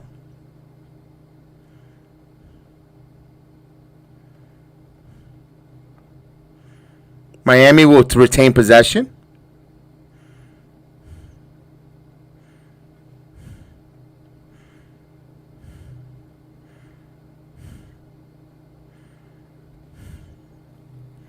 All right. Miami will break center just over in Jet territory on the 46-yard line. Now, here's Mostert with the run. Mostert with a nice run on first down. And he picks up around 6 yards. Jets call a timeout.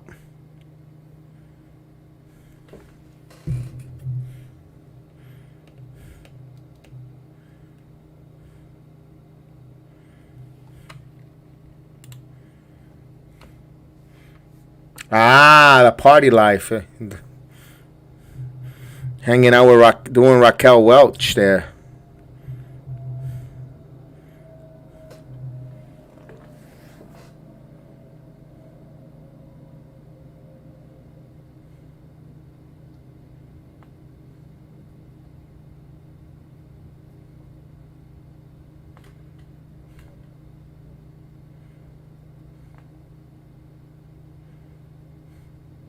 Under center, 2nd and 5. Now, here's a pitch. Morstead trying to get to the outside, and no, nothing there. So it'll be a 3rd and long now. Jets will call another timeout. 4:26 here.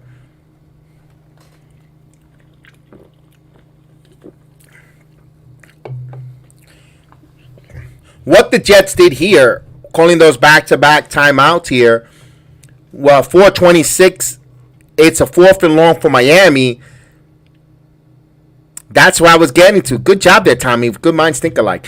Will Miami pass there, and then if incomplete, you also don't move the clock. You probably get to 4:20, and you're giving the Jets the opportunity with the football close to 4 minutes, three and a half to try to get a quick score and try to recover an onside kick, or even try to make a stop. It's interesting there, the position that the Jets put the Dolphins in.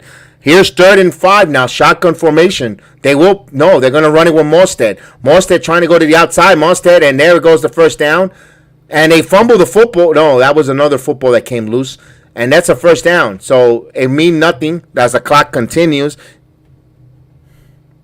So a new set of downs. So the D did not come off the field there. Not a good job by the defense. You could say fatigue or good running by Morstead. So the clock continues to roll in Miami favor. Jets has one more timeout left here, with the clock under 4 minutes now and counting. Miami's going to milk it here. Milk it like a union worker. And now, Morstead up the middle, and that's a first down. That's going to go for a touchdown. He's going deep, and he will go in. No, and he goes in. Icing on the cake. Touchdown, Mostert, right up the middle. This was a business decision by the defense as they gave up. What's the point of working hard if the offense can't score? And that was a business decision. Embarrassing, terrible, disappointed on the Jets defense for allowing that. But you know what? In a funny world, I can't blame the Jet defense for allowing that to happen. They did business decision. They just gave up on that play. And Mostert will putting it in there, and they will run up the score for some window dressing. Not a good afternoon as he hits 34. So the Jets defense give up 34 points.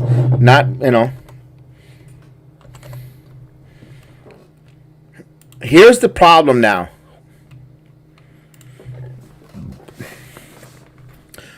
This Jets right now look like they're going to go on a 4-game losing streak. Every week after week, the scores are getting a little bit mobbly-wopped or out of control, one-sided. It's a sign of the team who is not in favor of giving up on a coach, the season, making business decisions, knowing that the season is winding down, who knows for sure that Rodgers is not returning no matter what. Even if Rodgers is 100% healthy, I don't think they have enough, or they got into so much bad habits that I don't think they have enough to restart, rejuvenate, or get into the right football mindset to win out or actually get into the postseason. Let's say Rodgers sticks his toe or sticks his whole Achilles foot into an ocean, and the Dolphins have so much sex that it heals his Achilles 100%. I don't think this team has gotten into some good habits winning habits to win with Rodgers, and it stinks. So this season, right now, I'm contemplating the season is pretty much dead for the Jets. They need to move on from Salah.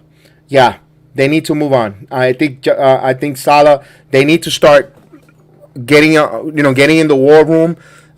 If they're gonna keep the general manager, which personally I hope they do.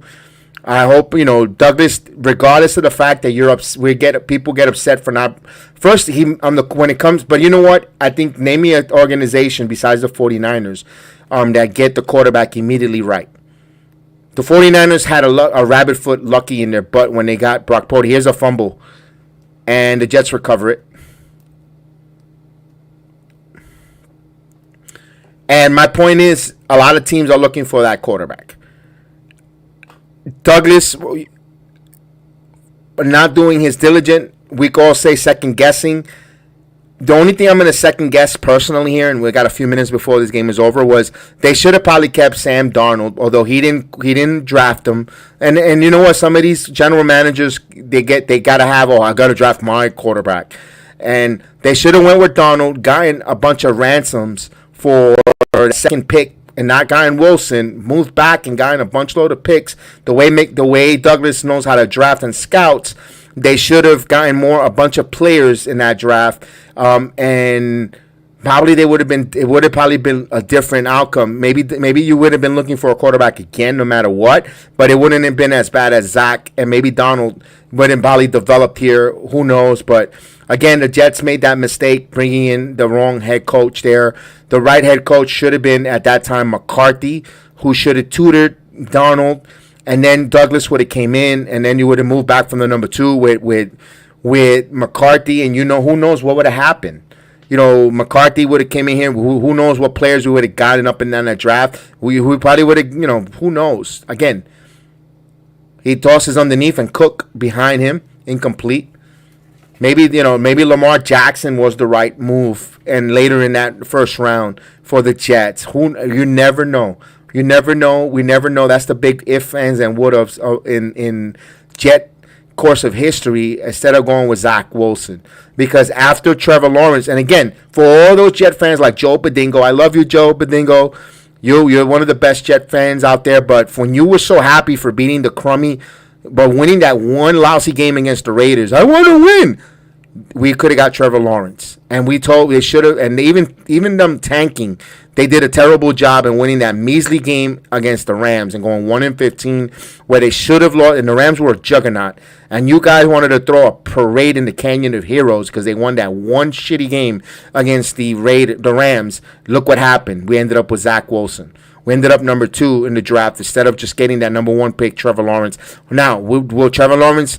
The jury's still out of him. But he still looks like a competent quarterback, at least for Jacksonville, But still, just one measly game changes the course of and certain decisions.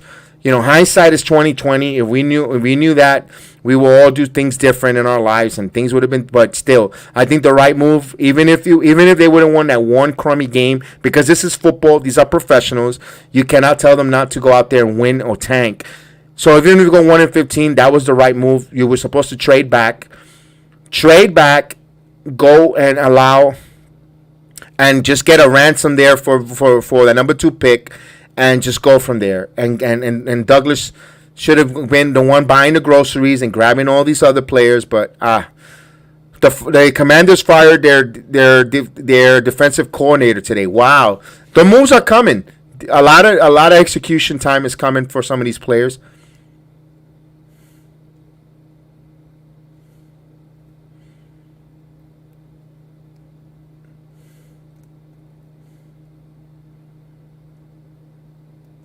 Al Davis looked at that sandwich like he's too bougie. They bought him a tomahawk steak. He goes, now that's more like it. What a bougie prick is that Al Michaels. No wonder why Boomer hates him.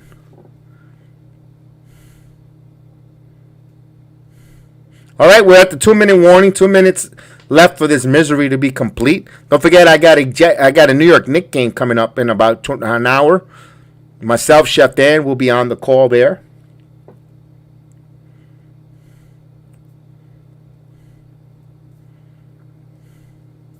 34-13. Man, Boyle's saying kill. No, you should not kill you being a quarterback. There's a throw. Gibson underneath. Gibson trying to fight for some yards. Clock continues to run down here. 1:40. Yeah, I have some in my freezer too, Tommy. We do that. Usually I do, but this Thanksgiving, so we won't do that. We have so much abundance of food. I usually like to do it on my wrestling pay-per-views. Nice tomahawk steak. All right, here's a Boyle. He's going to throw this one deep. He's got an arm. And almost intercepted, boy. But don't you got to know you got to throw it to the guys in black, not in white. Yeah, to your teammates in black. That's how it works. When you throw the football, you're supposed to throw it to the same people on your side of the team, not the opposite side. Yes, tonight and tomorrow. Tomorrow I got the Survivor Series. Don't know if I'm going to make the AFC shakedown, though. Don't know. I got to see who's going to be available for the wrestling. I might have to go straight to the wrestling, Tommy, so I don't know yet. Oh, I'll probably kick in for one quick appearance and kick off. 3rd and 3. Back to drop, and there's pressure, and just fitting. Beautiful fitting. A sack. Ho, ho, ho. Put a sack in a Boyle. Ugh. Yes. Rivera cursed at the DC press yesterday. And for Ron Rivera to get that mad, that's wow. We know Rivera's days are numbered, you know. With the Magic Johnson group there and company, they're going to make a change, trying to get a splash. And here's a throw underneath here. And Conklin, who actually that's Baldwin, and they will turn the ball over. So now we will get some typical kneel downs. The Jets will leave here. And Salah, I hope you get fired. Sorry, buddy. So we got Atlanta coming up, Houston, Miami, Washington, and Cleveland. I don't know, man, where they get a victory. Atlanta maybe, and maybe Washington, but everyone else is in the hunt. You know, Cleveland is good. Houston, I can't with C.J. Stroud. Miami will kneel this one. Don't call that timeout, Salah. Nope, that'll be it. And this will end this Black Friday disgusting game. That was Mike White who had the kneel down. And the Jets fall here. 34-13 on the first inaugural Black Friday football. My God. Yes, indeed. So, as the clock winds down, 34-13, I don't know what else to say, but I know what I got to say. The first and foremost, I want to say thank you. For everyone watching along, everybody watching this show today. If you're a Jet fan, I hope you enjoy the watch along, not the outcome.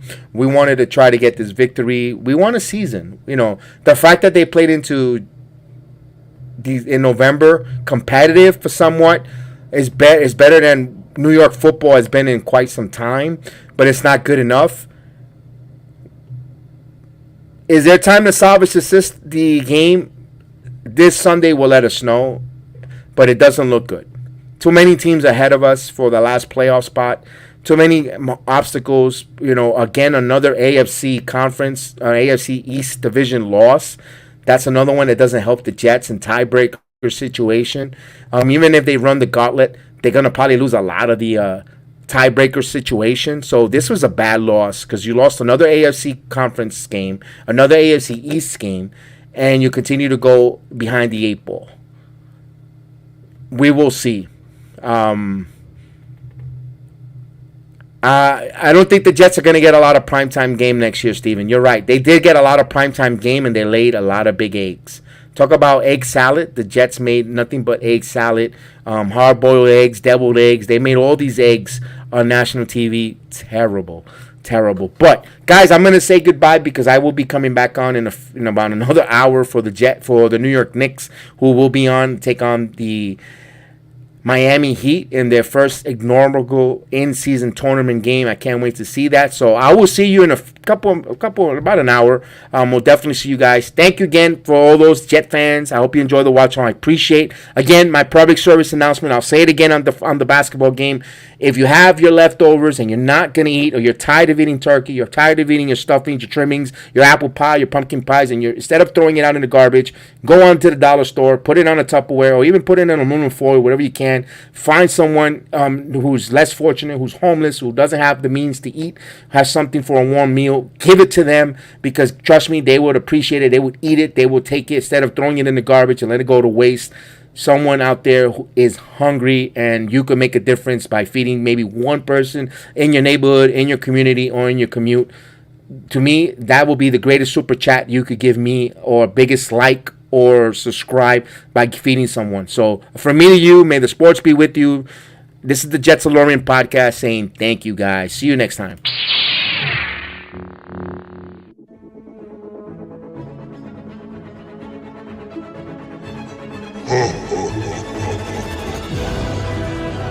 Join me, and together we can rule the galaxy. Destiny and subscribe. If you only knew the power